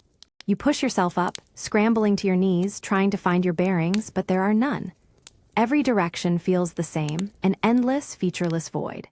You stretch your arms out, crawling slowly, your fingers brushing against the cold, rough surface of the floor, searching for an edge, a corner, any indication of the room's size. But the space feels vast, yet paradoxically, claustrophobic. The silence is profound, broken only by the ragged gasps of your own breath, amplified and distorted in the echoing void. The medication, usually a comforting haze, now feels like a traitor, making your mind too sluggish to truly understand, too slow to fight back effectively against the rising panic. You curl into a tight ball, drawing your knees to your chest, desperate for a sliver of warmth, but the cold permeates everything, a constant physical torment. The darkness presses in, a tangible weight against your eyelids, urging your mind to conjure shadows, phantom shapes. In this absolute isolation, stripped of sight, sound, and the meager comfort of human presence, you realize the chilling truth. This isn't just a room, it's a void. A place designed not merely to contain the body, but to dismantle the mind, piece by agonizing piece, through the relentless, crushing chill of pure, unadulterated solitude. The cold concrete presses against your back, an unyielding reminder of the small, dark cell. The absolute blackness has become a physical presence, a heavy shroud smothering your sight, making your ears strain for any sound beyond the frantic drum of your own heartbeat. That familiar thud, the rush of blood in your ears, fills the void, growing louder, more insistent, until it seems to vibrate in the very marrow of your bones. Your breath, shallow and quick, echoes strangely, an intimate sound in this profound silence. The initial panic, a sharp, wild creature has slowly exhausted itself, leaving behind a dull, hollow ache. The medication, usually a thick, comforting fog, feels thinner here, its power weakened in the face of this utter void. With nothing to see, nothing to hear, nothing to touch but the cold, damp walls, your mind has nowhere to go but inward. It's like a cavern, suddenly revealed, dark and echoing, filled with forgotten whispers. Fragments of memory, unbidden, begin to flicker in the internal darkness. Faces, a loved one's smile, an angry stare. Words, a hurtful accusation, a comforting phrase. They're fleeting, ghost-like, but they're there, surfacing from the depths. Then come the fears. The chilling doubt about your own sanity, the fear that perhaps they are right, that you do belong here. The raw, gut-wrenching terror of never seeing the sun again, of never feeling grass beneath your feet, of being utterly forgotten. These are not the muted, drugged fears. These are sharp, clear, unforgiving. You feel a profound sense of nakedness, stripped not just of clothes, but of all external distractions, all comforting illusions. The silence isn't empty. It's filled with the cacophony of your own unvarnished thoughts, your raw anxieties, your deepest, most buried truths. There's nowhere to run, nowhere to hide, not even within your own mind, as every corner of your consciousness is illuminated by the relentless pressure of self-reflection. And as you sit there, shivering, alone in the suffocating darkness, facing the relentless echoes of your own being, you realize the true, terrifying genius of this place. They don't need to break you with whips or chains. They simply need to strip away everything, to leave you with nothing but yourself, in absolute darkness, where the most terrifying confrontation is always with the inescapable truth of your own mind. A subtle, foreign sweetness, utterly unlike the pervasive disinfectant and stale bodies, drifts into your space. It's a delicate scent, almost shy, yet it slices through the oppressive, musty air of the communal ward with astonishing clarity. Your head, heavy with the day's medication, lifts slowly, drawn by the impossible aroma. It's the scent of freshly turned earth, of green leaves, and something floral, so startlingly real it makes your eyes sting. You track the fragrance to a corner of the ward, where an older woman, usually withdrawn and silent, sits hunched on her cot. Her hands, gnarled and trembling, cup something small, hidden. As you move closer, with a careful, almost imperceptible shuffle, the sweet scent grows stronger, a potent whisper from another world. You see it then. Nestled in her palm, a single, bruised violet, its petals a rich, impossible purple, vibrant against her pale, age-spotted skin. It's so small, so fragile, yet its perfume, fresh and pure, is an audacious rebellion against the gray despair. She doesn't look up, doesn't acknowledge your presence, but her thumb gently strokes the velvety petals. It's an intimate, forbidden gesture. You hover, mesmerized by the tiny splash of color, the defiant burst of life. The scent is intoxicating, pulling you back through layers of sedative and despair to forgotten spring days, to sun-drenched gardens, to a world where such simple beauty was commonplace. You imagine pressing your face into it, inhaling its essence, letting it fill your lungs until the smell of disinfectant is banished entirely. But you don't dare. To touch it, to even overtly acknowledge it, would invite the watchful gaze of an attendant, and this fragile moment, this secret joy, would be instantly crushed.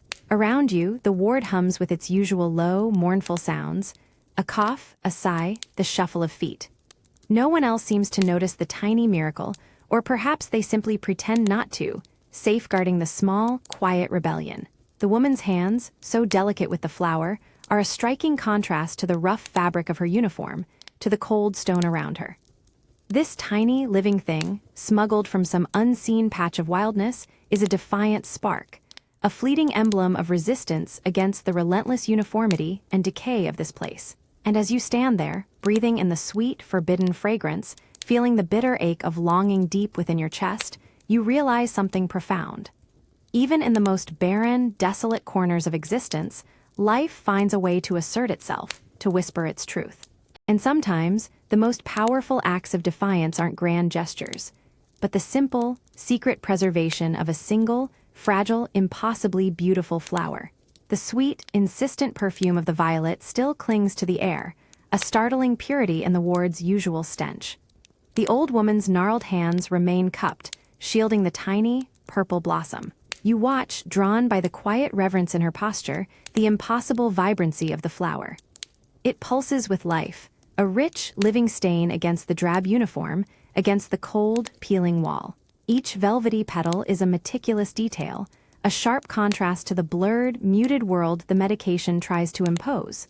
A flicker of fragile hope ignites within your chest, a memory of sunnier days. This flower isn't just a flower. It's a fragment of the outside, a living whisper of freedom, smuggled in with silent courage. Its presence is an audacious rebellion against the institution's efforts to sterilize, to subdue, to erase. This small, secret bloom mocks the grand, cold structure, proving that even delicate life can find a way, offering a fleeting, defiant grace. You glance at other patients. Most remain oblivious or pretend to be, but a subtle shift in a head, a fleeting glance towards the corner, suggests the flower's quiet power resonates. It's a shared, unspoken secret, a tiny, living ember of resistance in the collective gloom. As the old woman gently draws her hand back, concealing the violet, a hollow ache fills its vibrant space.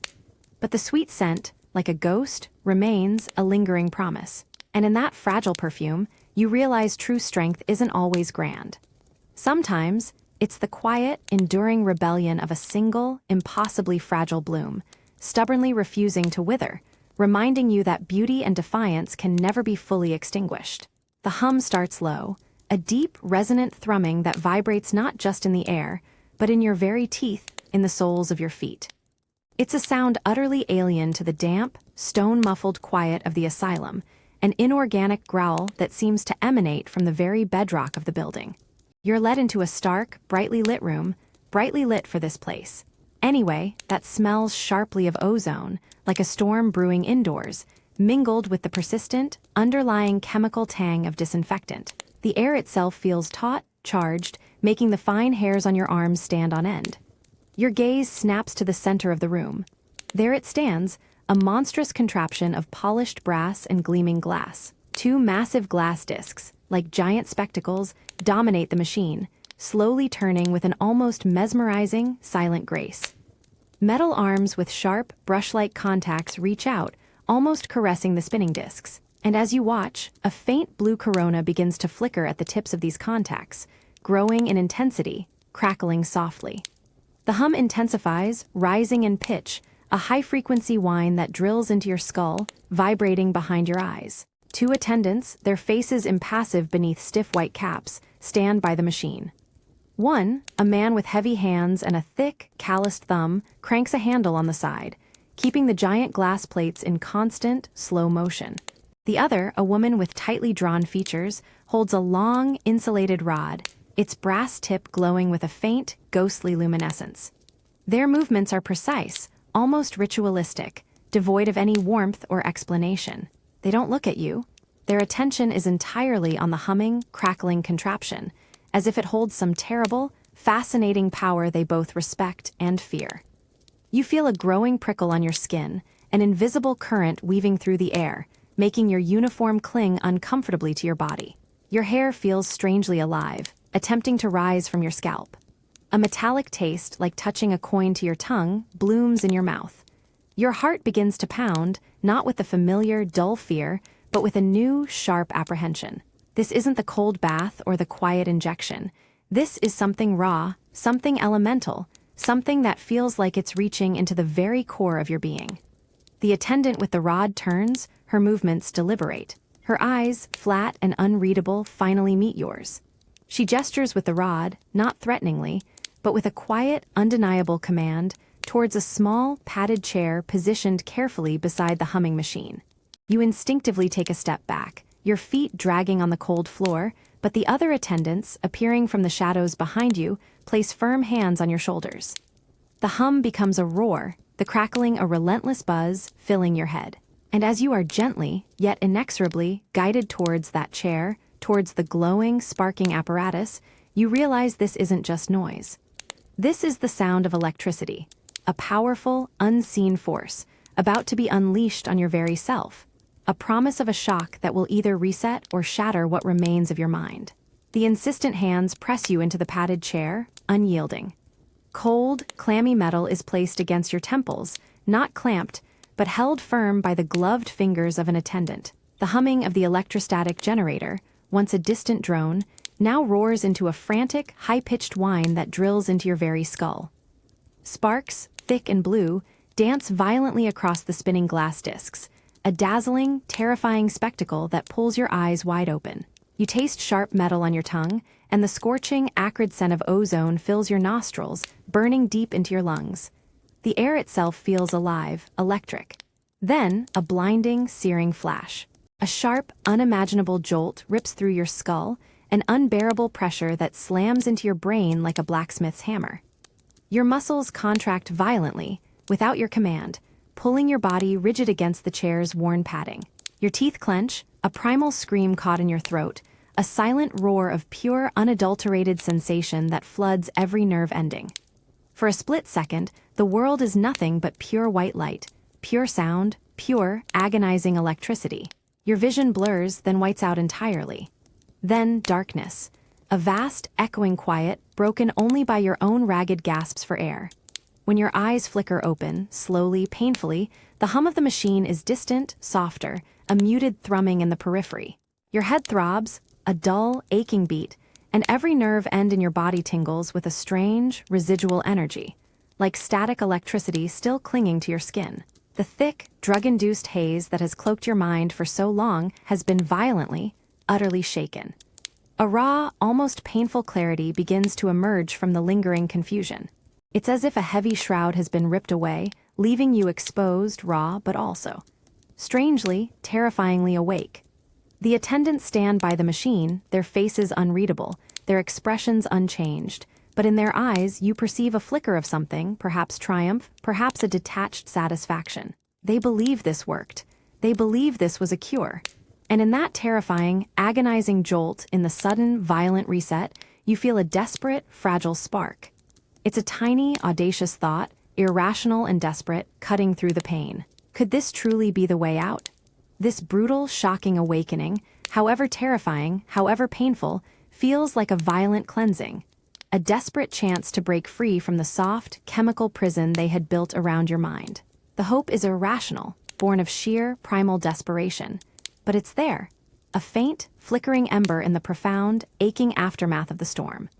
And as the lingering sensation of electricity fades, leaving you utterly drained yet strangely alert, you realize that even the most brutal interventions can, in their sheer shock, carve out a space where a desperate mind might, however briefly, dare to hope for release. A faint, hushed murmur, a low, collective current of sound, reaches you even before you fully enter. It's unlike the solitary shrieks of the night ward or the monotonous drone of the superintendent's lectures. This is a softer, shifting tide of voices, indistinct yet undeniably human. You're guided, with the usual firm push from an attendant, into a large, cold room. The air here, surprisingly, carries a faint, sweet hint of something ancient, beeswax, perhaps an old wood, mixed with the ever-present, biting tang of disinfectant. You're steered towards a long, hard wooden pew. The rough uniform scratches against your skin as you sit, the wood impossibly cold beneath your thighs. Your gaze, still heavy from the daily regimen, slowly takes in the surroundings. This is the Asylum chapel. High, narrow windows, barely wider than slits, filter in grudging slivers of pale light, illuminating dust motes dancing in the frigid air. At the far end, a small, unadorned altar stands, bleak and imposing, presided over by a stern-faced chaplain. His voice, a low rumble, rises above the collective murmur, leading a prayer. Around you, dozens of other patients sit in rows, a sea of gray uniforms. Their faces, usually slack and vacant, are now varied. Some have their heads bowed, eyes closed, lips moving in a quiet, earnest devotion that seems utterly genuine, a desperate grasp at solace. Others stare straight ahead, eyes wide and unblinking, their mouths moving in time with the chaplain's words, but their expressions betray no understanding, no connection. You see one woman silently weeping, tears tracking paths through the grime on her cheeks, her sobs lost in the shared drone of the prayers. An attendant, A silent shadow in a dark uniform patrols the aisles, her gaze sweeping, vigilant, ensuring compliance. You try to join in, to mouth the words you dimly recall from a lifetime ago, but they feel hollow, foreign on your tongue. The low murmur of voices, a mix of hope, despair, and sheer vacancy, fills the space. It's a sound of collective yearning, a desperate whisper sent into a vast, silent void. The chaplain's words, though meant to bring comfort, feel distant, detached, another form of control delivered with a different cadence. This isn't a place of true spiritual solace. It's another routine, another scheduled activity designed to maintain order, to offer the illusion of care. As the prayers rise and fall, a strange stillness settles upon you. You close your eyes, feeling the pervasive cold, the weight of the rough uniform, the ache in your very soul. You realize that even here, in this supposed sanctuary, the deepest prayers are not spoken aloud. They are the silent cries of individual hearts, lost in the collective murmur, yearning for a freedom that no earthly power, or even spiritual ritual, seems capable of granting. This is a place where faith, like everything else, becomes another muted, controlled performance. The murmur of collective prayer, a low, shifting tide of voices, continues to wash over you, a constant undercurrent to the chill in the air. You sit stiffly on the hard wooden pew, the rough wool of your uniform a familiar irritation, but your focus is no longer on the faces around you. It's turned inward, to the hollow space in your chest, to the desperate echo of the chaplain's words. He reads from a worn book, his voice a steady, rhythmic rumble about redemption and divine mercy, but the words feel distant, abstract, like whispers from a forgotten dream. You clasp your hands together, mimicking the posture of the more devout patients, feeling the dry, cool skin of your own fingers against each other. You try to pray, to conjure up the old, familiar words that once brought comfort.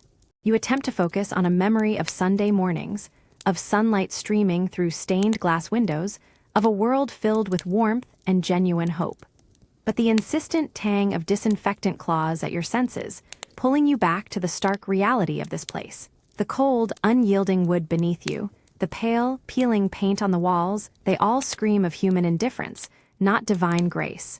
You search for feeling, for faith, for some flicker of connection. You silently bargain, not just with a distant God, but with the very air around you. If I pray hard enough, if I truly believe, will this torment end? Will I be seen? Will I be released? It's a desperate plea, a tiny, defiant act of hope in a place that systematically strips away such luxuries. You squeeze your eyes shut, trying to force a vision of light, of solace, but all you see behind your eyelids is the relentless darkness of your cell, the cold, the faces of the silent, suffering patients. An attendant, a shadow in the periphery, shifts, their heavy boots scuffing softly on the stone floor. You feel their gaze, cold and assessing, sweeping over the rows of bowed heads. It's a reminder that even prayer here is a performance, another routine to be observed. You hold your posture, keeping your face placid, your lips moving in silent imitation of the others. Is this true devotion, or merely a desperate attempt to appear compliant, to gain some unseen favor from the watchful eyes that hold your fate? The line blurs, becoming indistinct in the fog of your mind. The chaplain's voice finally falters, the service drawing to a close. A low, collective sigh, a quiet exhalation of constrained breath, sweeps through the room. Your hands unclasp, leaving a faint, imprinted warmth on your palms. You open your eyes to the same gray, unchanging world, the same silent, suffering faces. The promise of grace feels as distant, as unattainable, as the sunlight through the barred windows. And as you slowly rise from the hard pew, feeling the pervasive chill return, you realize that in this place, the bargain for grace is a solitary, silent one. It's a desperate whisper sent into a void, less a testament to faith, and more a profound, aching testament to the enduring, unbreakable human need for hope, even when all evidence of its existence has been meticulously, brutally, stripped away. A low, mournful groan, a sound of heavy wood straining against ancient hinges, slices through the oppressive quiet of the main hall. It's a sound you've come to dread, a stark punctuation in the monotonous rhythm of asylum life. Your head, still a little fuzzy from the morning's medication, snaps up. The sound emanates from the far end of the corridor, from the massive, iron-bound door that leads to the outside, to the visiting room, to a world you've been severed from. A faint, almost imperceptible scent of fresh air, cold and clean, briefly filters through. A ghostly whisper of the world beyond these walls, before it's swallowed by the familiar, biting tang of disinfectant. You're seated on a hard, cold bench, your coarse uniform prickling your skin, watching with a growing knot of apprehension in your stomach. An attendant, her figure a dark silhouette against the dim light, stands by the open door, holding it ajar. Her eyes, sharp and assessing, sweep over the rows of patients, lingering for a fraction of a second too long on some. You try to keep your own face impassive, your gaze steady, mimicking the controlled calm you've learned to project. Your hands, calloused from oakum picking, are clasped tightly in your lap, the tension radiating up your arms. Other patients stir. Some flinch, their heads snapping up like startled birds, a raw, naked fear in their eyes. Others simply stare, vacant and unseeing, the sound barely registering in their dulled minds. A few, though, show a flicker of something else.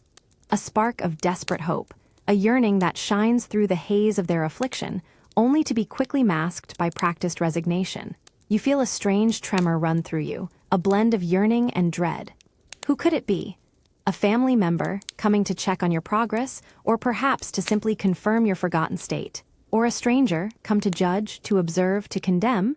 The attendant gestures with a curt nod towards a woman standing just inside the doorway. Her silhouette is softer, less rigid than the asylum staff, her posture hesitant. You can't make out her features, but her presence alone is a stark contrast to the severity of this place. The door groans again, a long, drawn-out sigh as the attendant pulls it open wider. The sound carries the weight of all the partings it has witnessed, all the desperate pleas it has muffled, all the hopes it has crushed. A subtle stir passes through the patients. Heads turn, shoulders stiffen. Everyone is aware, consciously or unconsciously, of the gravity of that door, of the impossible chasm it represents. Your heart pounds, a frantic drum against your ribs. You don't know if this is an invitation, a summons, or simply another cruel reminder of what you've lost. The silence that follows the door's protest is deafening, heavy with unspoken questions. And as you sit there, waiting, you realize that the sound of that creaking door isn't just wood on metal. It's the sound of a world that continues without you, brushing against the edges of your confinement. A fleeting, painful reminder of what might still be, or what has been irretrievably severed. It's the sound of hope, of fear, and of an unbearable, profound uncertainty, all wrapped up in a single, mournful sigh. The attendant's hand, firm and unyielding, rests briefly on your shoulder, a silent command to rise. Your legs feel heavy, stiff, but you push yourself up from the hard bench, drawn forward by an invisible, relentless current. The creak of the visiting room door, now fully open, allows a sliver of that fresh, colder air to truly invade, carrying with it a faint, almost agonizing scent of the outside world.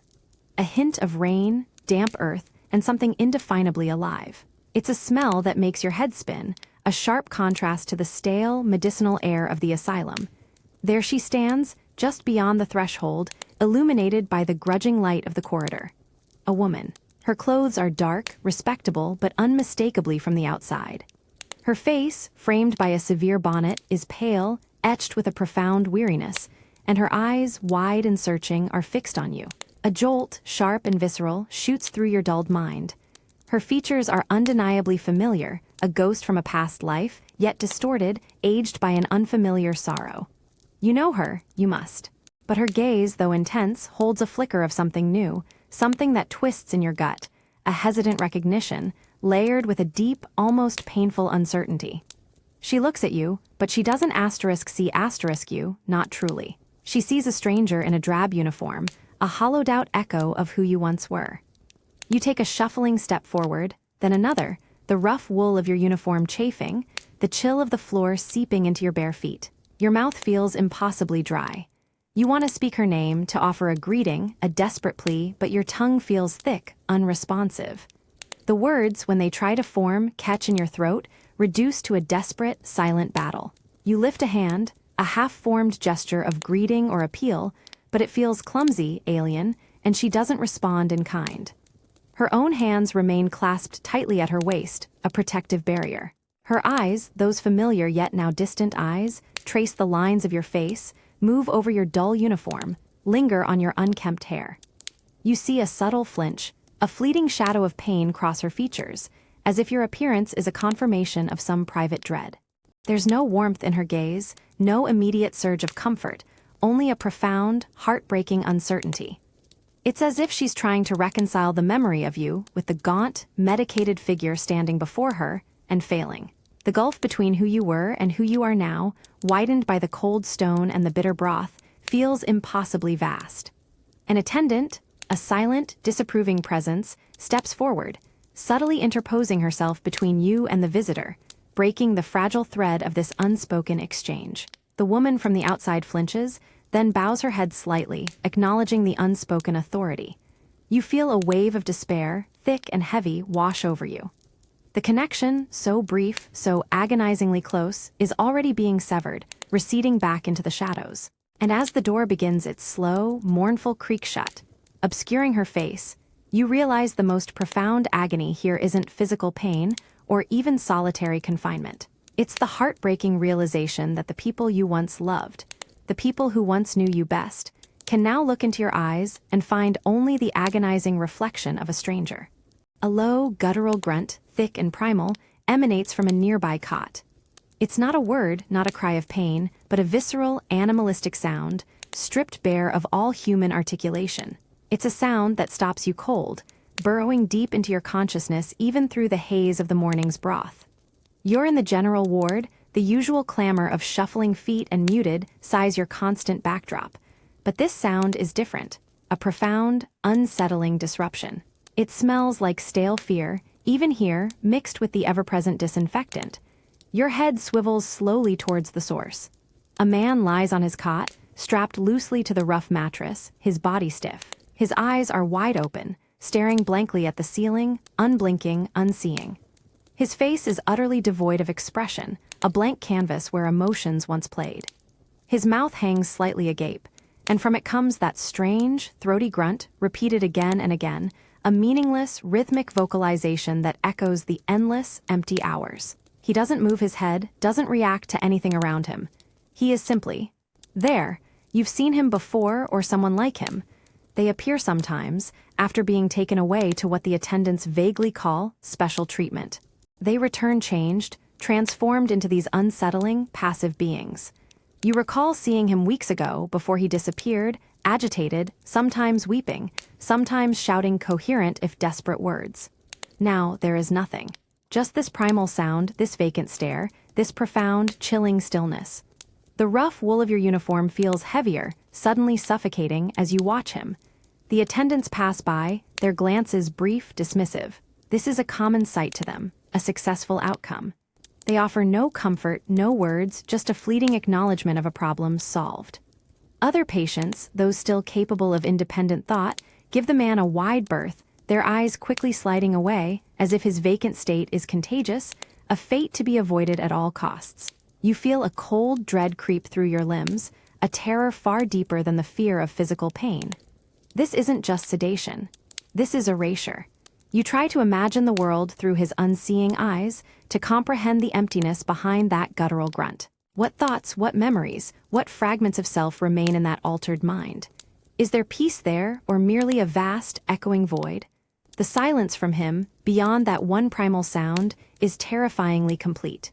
And as you sit there, feeling your own mind, however dulled, still trying to grasp, to understand, you realize the profound, visceral truth of what they do here.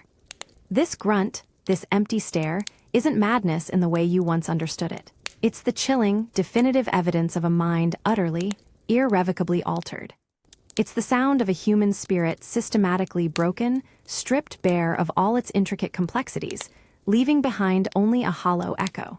And in that terrifying, raw sound, you hear the definitive, irreversible silence of a life that has been, in essence, surgically extinguished. The low, guttural grunt, an empty echo of a human voice, still resonates in the frigid air of the ward, a chilling anthem to what has been irrevocably lost. You watch the man on the cot, his vacant eyes fixed on the ceiling, unblinking, unseeing. His face remains a serene, expressionless mask, devoid of the agitation, the fear, the anger that once flickered in his gaze. He lies utterly still, save for that repetitive, guttural sound, a primal, senseless vocalization that seems to escape him without conscious thought, a sad, broken bird call from a ravaged mind. The pervasive scent of disinfectant feels heavier now, failing to mask the cold, metallic tang of an erased future. A profound dread coils in your stomach, a cold, hard knot. You remember him before, vaguely, from the communal meals, perhaps from a shuffling walk in the exercise yard. He was restless then, sometimes muttering to himself, sometimes lashing out with incoherent cries, but always their asterisk, always a presence, however troubled. Now that presence is gone. What remains is merely a husk, a body performing a silent, involuntary ritual, a terrifying monument to a soul meticulously stripped away. The coarse uniform he wears, once a symbol of shared indignity, now feels like a funeral shroud, obscuring the vibrant life that once pulsed beneath. You try to imagine the precise moment of his transformation, the instant the spark of his unique self was extinguished. Was there pain, a flash of terror, or merely a profound, irreversible falling into this serene, empty quietude? The thought alone makes your own mind flinch, trying to retreat from the precipice of such a contemplation. The daily dose of sedative, usually a comforting haze, now feels like a slow, insidious preparation for this ultimate quiet, a terrifying rehearsal for the unmaking. You feel a chilling kinship with him, a deep, unsettling understanding that this silent, vacant state is the ultimate goal, the peace they strive to achieve in this place. The attendants, moving with their usual brisk, clinical efficiency, pass by the man's cot without a second glance. Their indifference is a chilling affirmation. To them, he is cured. He is no longer disruptive, no longer a problem. His silence, his immobility, his perpetual grunt, these are the markers of success, the triumph of institutional order over the messy, unpredictable chaos of a troubled human mind. They've achieved their version of peace, not by healing, but by erasing, by silencing the very essence of personhood. You draw a slow, shuddering breath, the cold, stale air filling your lungs, and find yourself unconsciously mimicking his profound stillness, suppressing the urge to fidget, to move, to assert your own restless existence. You feel a desperate, unspoken plea rise within you. Don't let that happen to me, asterisk. But the fear, raw and potent, is tempered by a terrifying understanding. In this asylum, peace is bought at the highest price, not with pain, but with oblivion. It is the unmaking of a mind, one careful, brutal step at a time, until all that remains is the echoing silence of what once was. And in that chilling realization, you understand that sometimes the greatest torment is not what you suffer, but what you witness being done to another, knowing it could just as easily be your own fate. A muted shuffle, softer than the usual dragging of feet, draws your attention. It's barely a sound, easily swallowed by the pervasive hush of the communal day room, but it's enough. You find yourself drawn, unconsciously, towards a shadowed alcove, a forgotten corner where the dim light from the high window barely reaches. The air here is slightly less sharp with disinfectant, a fleeting pocket of relative calm. You glimpse them, two figures huddled close. They wear the same coarse, gray uniforms, making them almost indistinguishable from the other patients scattered across the room, but their posture is utterly different. One, a slight woman, has her face buried in the shoulder of another, taller figure, whose arm is wrapped, carefully, tenderly, around her. It's a forbidden embrace, a desperate act of human connection hidden in plain sight. You watch, your heart giving a strange, unfamiliar thrum in your chest. The casual cruelty, the cold indifference of this place has taught you to expect only harshness, only detachment. Yet here, in this shadowed space, is softness. You imagine the feel of that embrace, the rough wool of their uniforms softened by the press of skin, the quiet comfort of another body, however fragile, offering warmth against the relentless chill of the institution. It's a touch devoid of medical scrutiny, free of judgment, purely for solace. Their movements are minimal, almost imperceptible. No words are spoken, no sounds exchanged beyond the quiet murmur of shared breath, perhaps a stifled sob. Their faces are hidden, but the tension in their shoulders, the way they cling to each other, speaks volumes. It's a defiant act, a silent rebellion against the enforced isolation, the systematic erosion of human warmth. You feel a pang of longing, sharp and sudden, for that simple intimacy, that profound connection that has been so ruthlessly denied. The sedative in your veins, usually a thick, comforting fog, feels thin, allowing this raw, visceral ache to pierce through. An attendant's heavy footsteps echo from the main hall, and the figures in the alcove stiffen. The taller one's arm tightens, just for a moment, then slowly, reluctantly, they begin to separate, melting back into the anonymous gray shadows. The intimacy vanishes, becoming a memory, a fleeting vision. The air instantly feels colder, the silence heavier, filled once more with the institutional chill. And as the moment dissipates, leaving you with an ache for something you didn't even know you craved, you realize the profound power of even the smallest, most forbidden acts of tenderness. In a place designed to strip away every shred of humanity, the quiet, defiant touch of another soul is not just a comfort. It's a testament to an enduring spirit, a fragile reminder that even in the bleakest corners, the need for connection can never be truly extinguished. The tall figure's arm, that fleeting anchor of warmth, slowly withdraws, pulling away from the smaller woman's shoulders. Their hushed, clandestine embrace, a tiny beacon of defiant connection, dissolves with agonizing slowness. You watch as they melt back into the anonymous flow of gray uniforms, each returning to their practiced solitude, their faces once again blank, their postures stooped. The shadowed alcove, where their humanity briefly bloomed, now feels colder, emptier, as if the warmth they generated has been instantly vacuumed away by the pervasive chill of the institution. A phantom warmth lingers on your own skin, a ghost of the contact you merely witnessed, but yearned for. You can almost feel the softness of the rough wool where their bodies press together, the subtle vibration of shared breath against a cheek. But then, the pervasive cold of the ward rushes back in, more acutely felt than before, making the rough fabric of your uniform feel like a cruel mockery.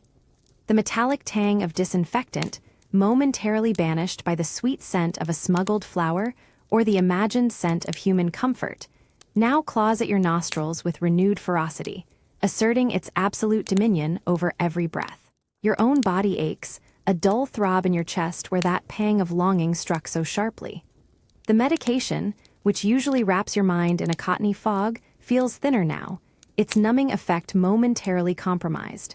That fleeting glimpse of connection, that stolen moment of tenderness, has ripped a tiny hole in the protective haze, allowing raw, unbidden emotions to seep through. A profound sense of loneliness washes over you, heavy and suffocating, sharper than any physical pain. It's the loneliness born of witnessing something beautiful and human, knowing it exists, yet being irrevocably separated from it, trapped behind an invisible wall of institutional indifference. You see the attendants moving through the day room, their strides purposeful, their gazes sweeping over the patients with a detached vigilance.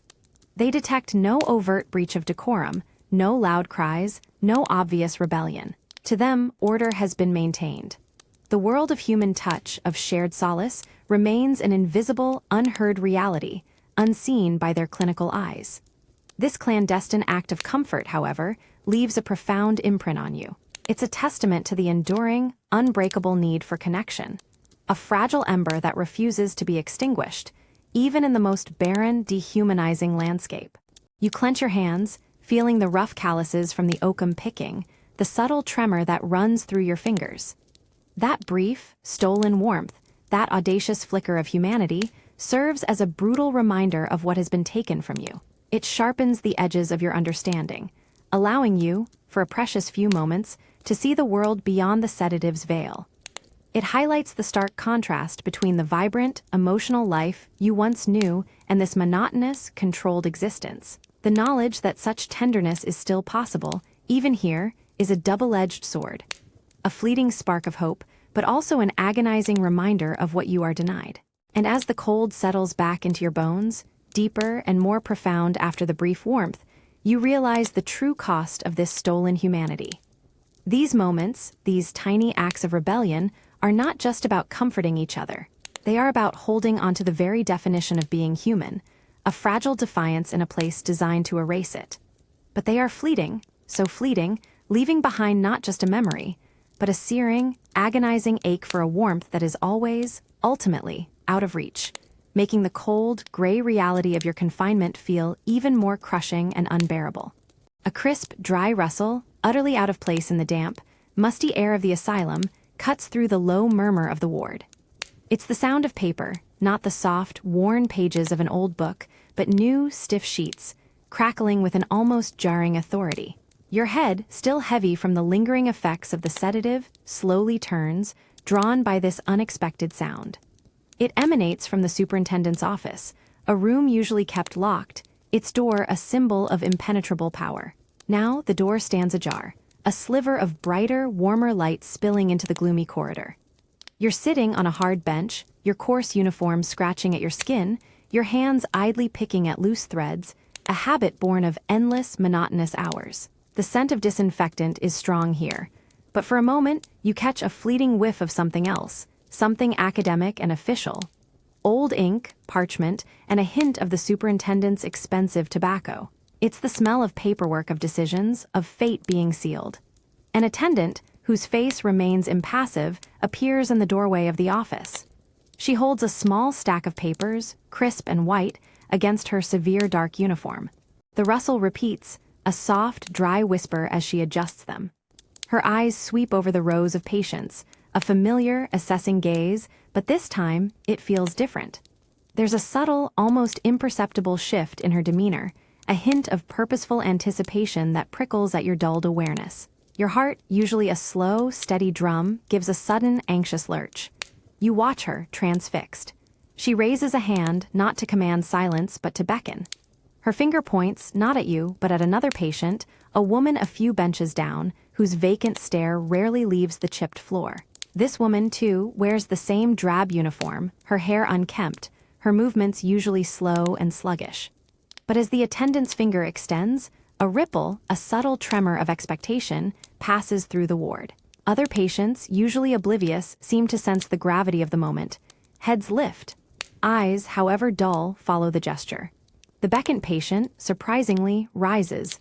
Her movements are stiff, uncertain, as if unsure of this sudden, unexpected command. She shuffles towards the attendant, her gaze still distant, her face a mask of bewildered compliance. The crisp rustle of the papers seems to follow her, a soft, insistent whisper in the air. You feel a strange, complex mix of emotions stir within you. A jolt of envy, sharp and sudden, for this unexpected reprieve. A flicker of fear, for the unknown fate that awaits her. And a profound, aching curiosity about the power held within those crackling sheets of paper. As the attendant leads the woman through the office door, and it swings shut with a soft, decisive click, the sudden silence is absolute. It's not the heavy, oppressive quiet of the ward, but a new kind of silence, charged with unspoken questions and a lingering, potent uncertainty. And as you sit there, feeling the rough uniform against your skin, your hands still, the lingering scent of disinfectant and official paper in your nostrils, you realize the chilling truth. That in this place, freedom isn't earned, it's granted. It's a word written on a piece of paper, held in the hands of others, and its unexpected rustle carries the weight of 100 desperate, unspoken hopes. The heavy door groans open once more, not for a visitor this time, but for the patient who was called. You watch her, the woman whose face was usually lost to a vacant stare, now standing hesitantly at the threshold. She's no longer in the rough uniform.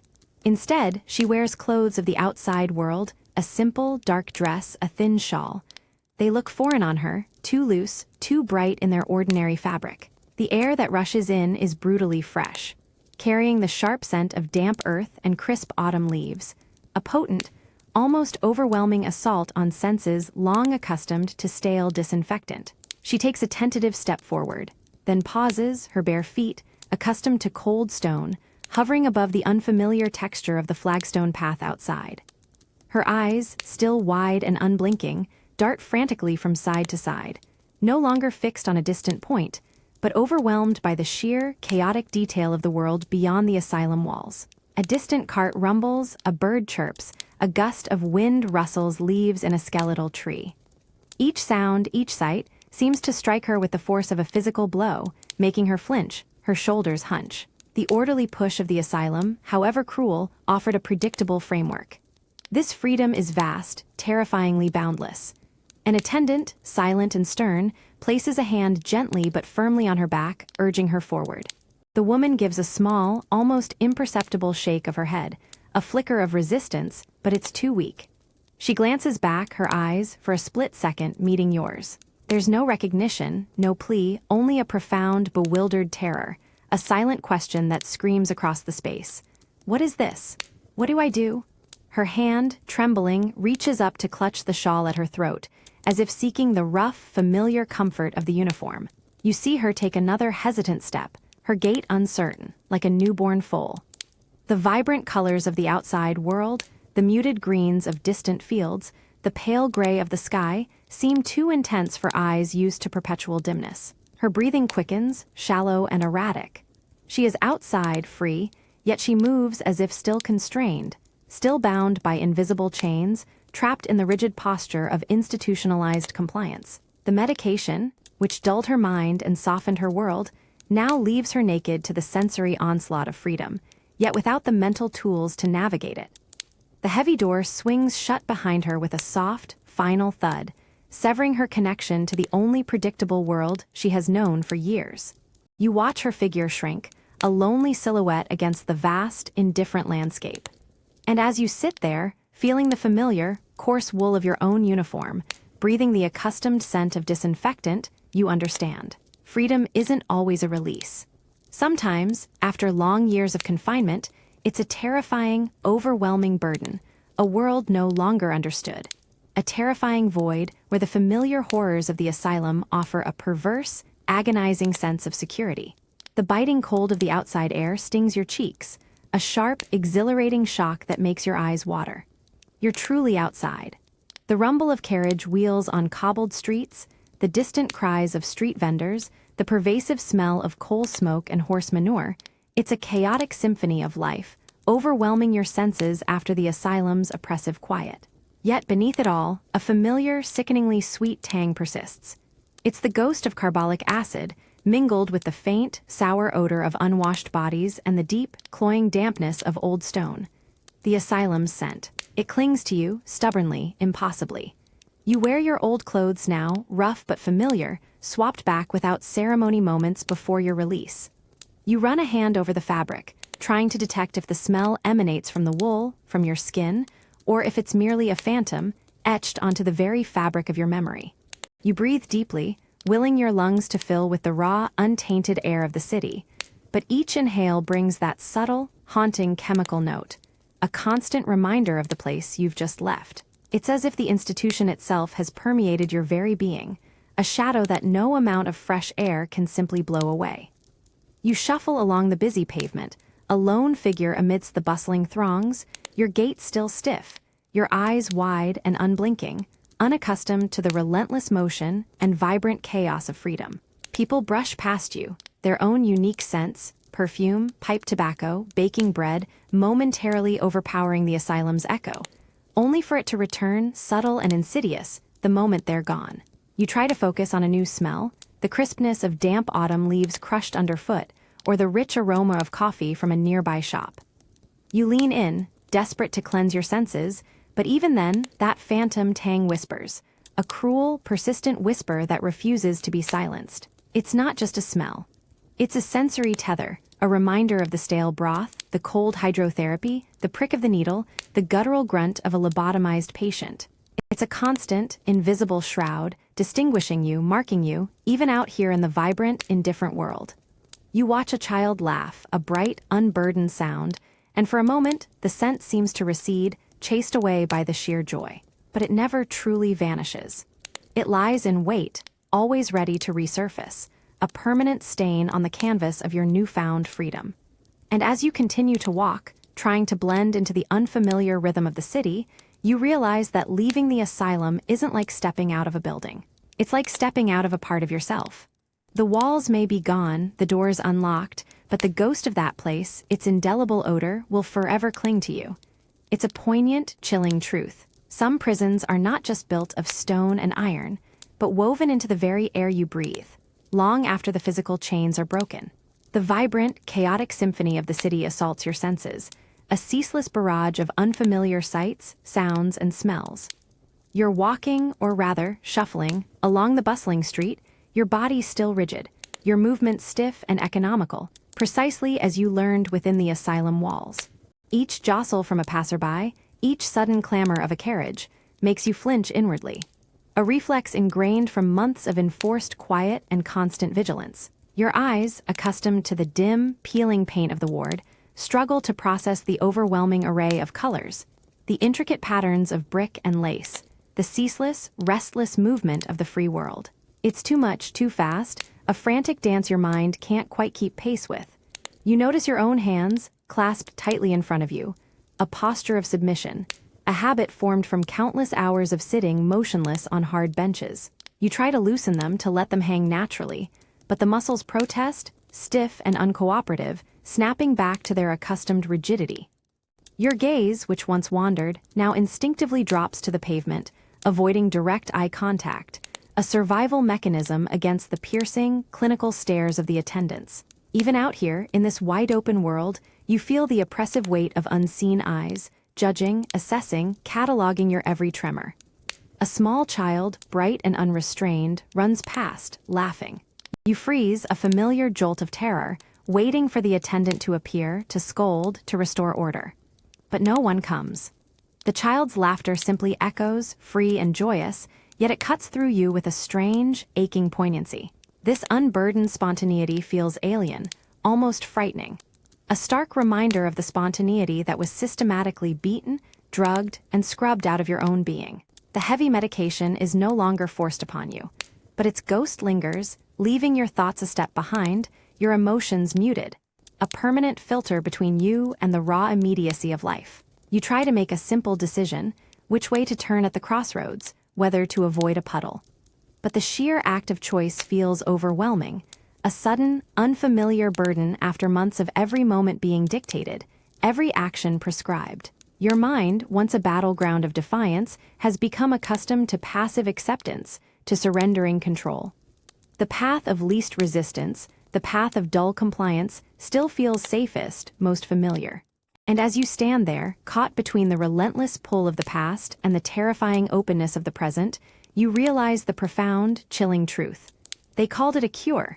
They said you were well. But the asylum walls have etched themselves not just onto your memory, but onto your very soul, leaving an indelible imprint that no amount of freedom can fully erase. You are outside, yes, but the prison, its rules, its silences, its endless gray, still whispers within you, a constant, haunting echo that forever shapes the cured soul.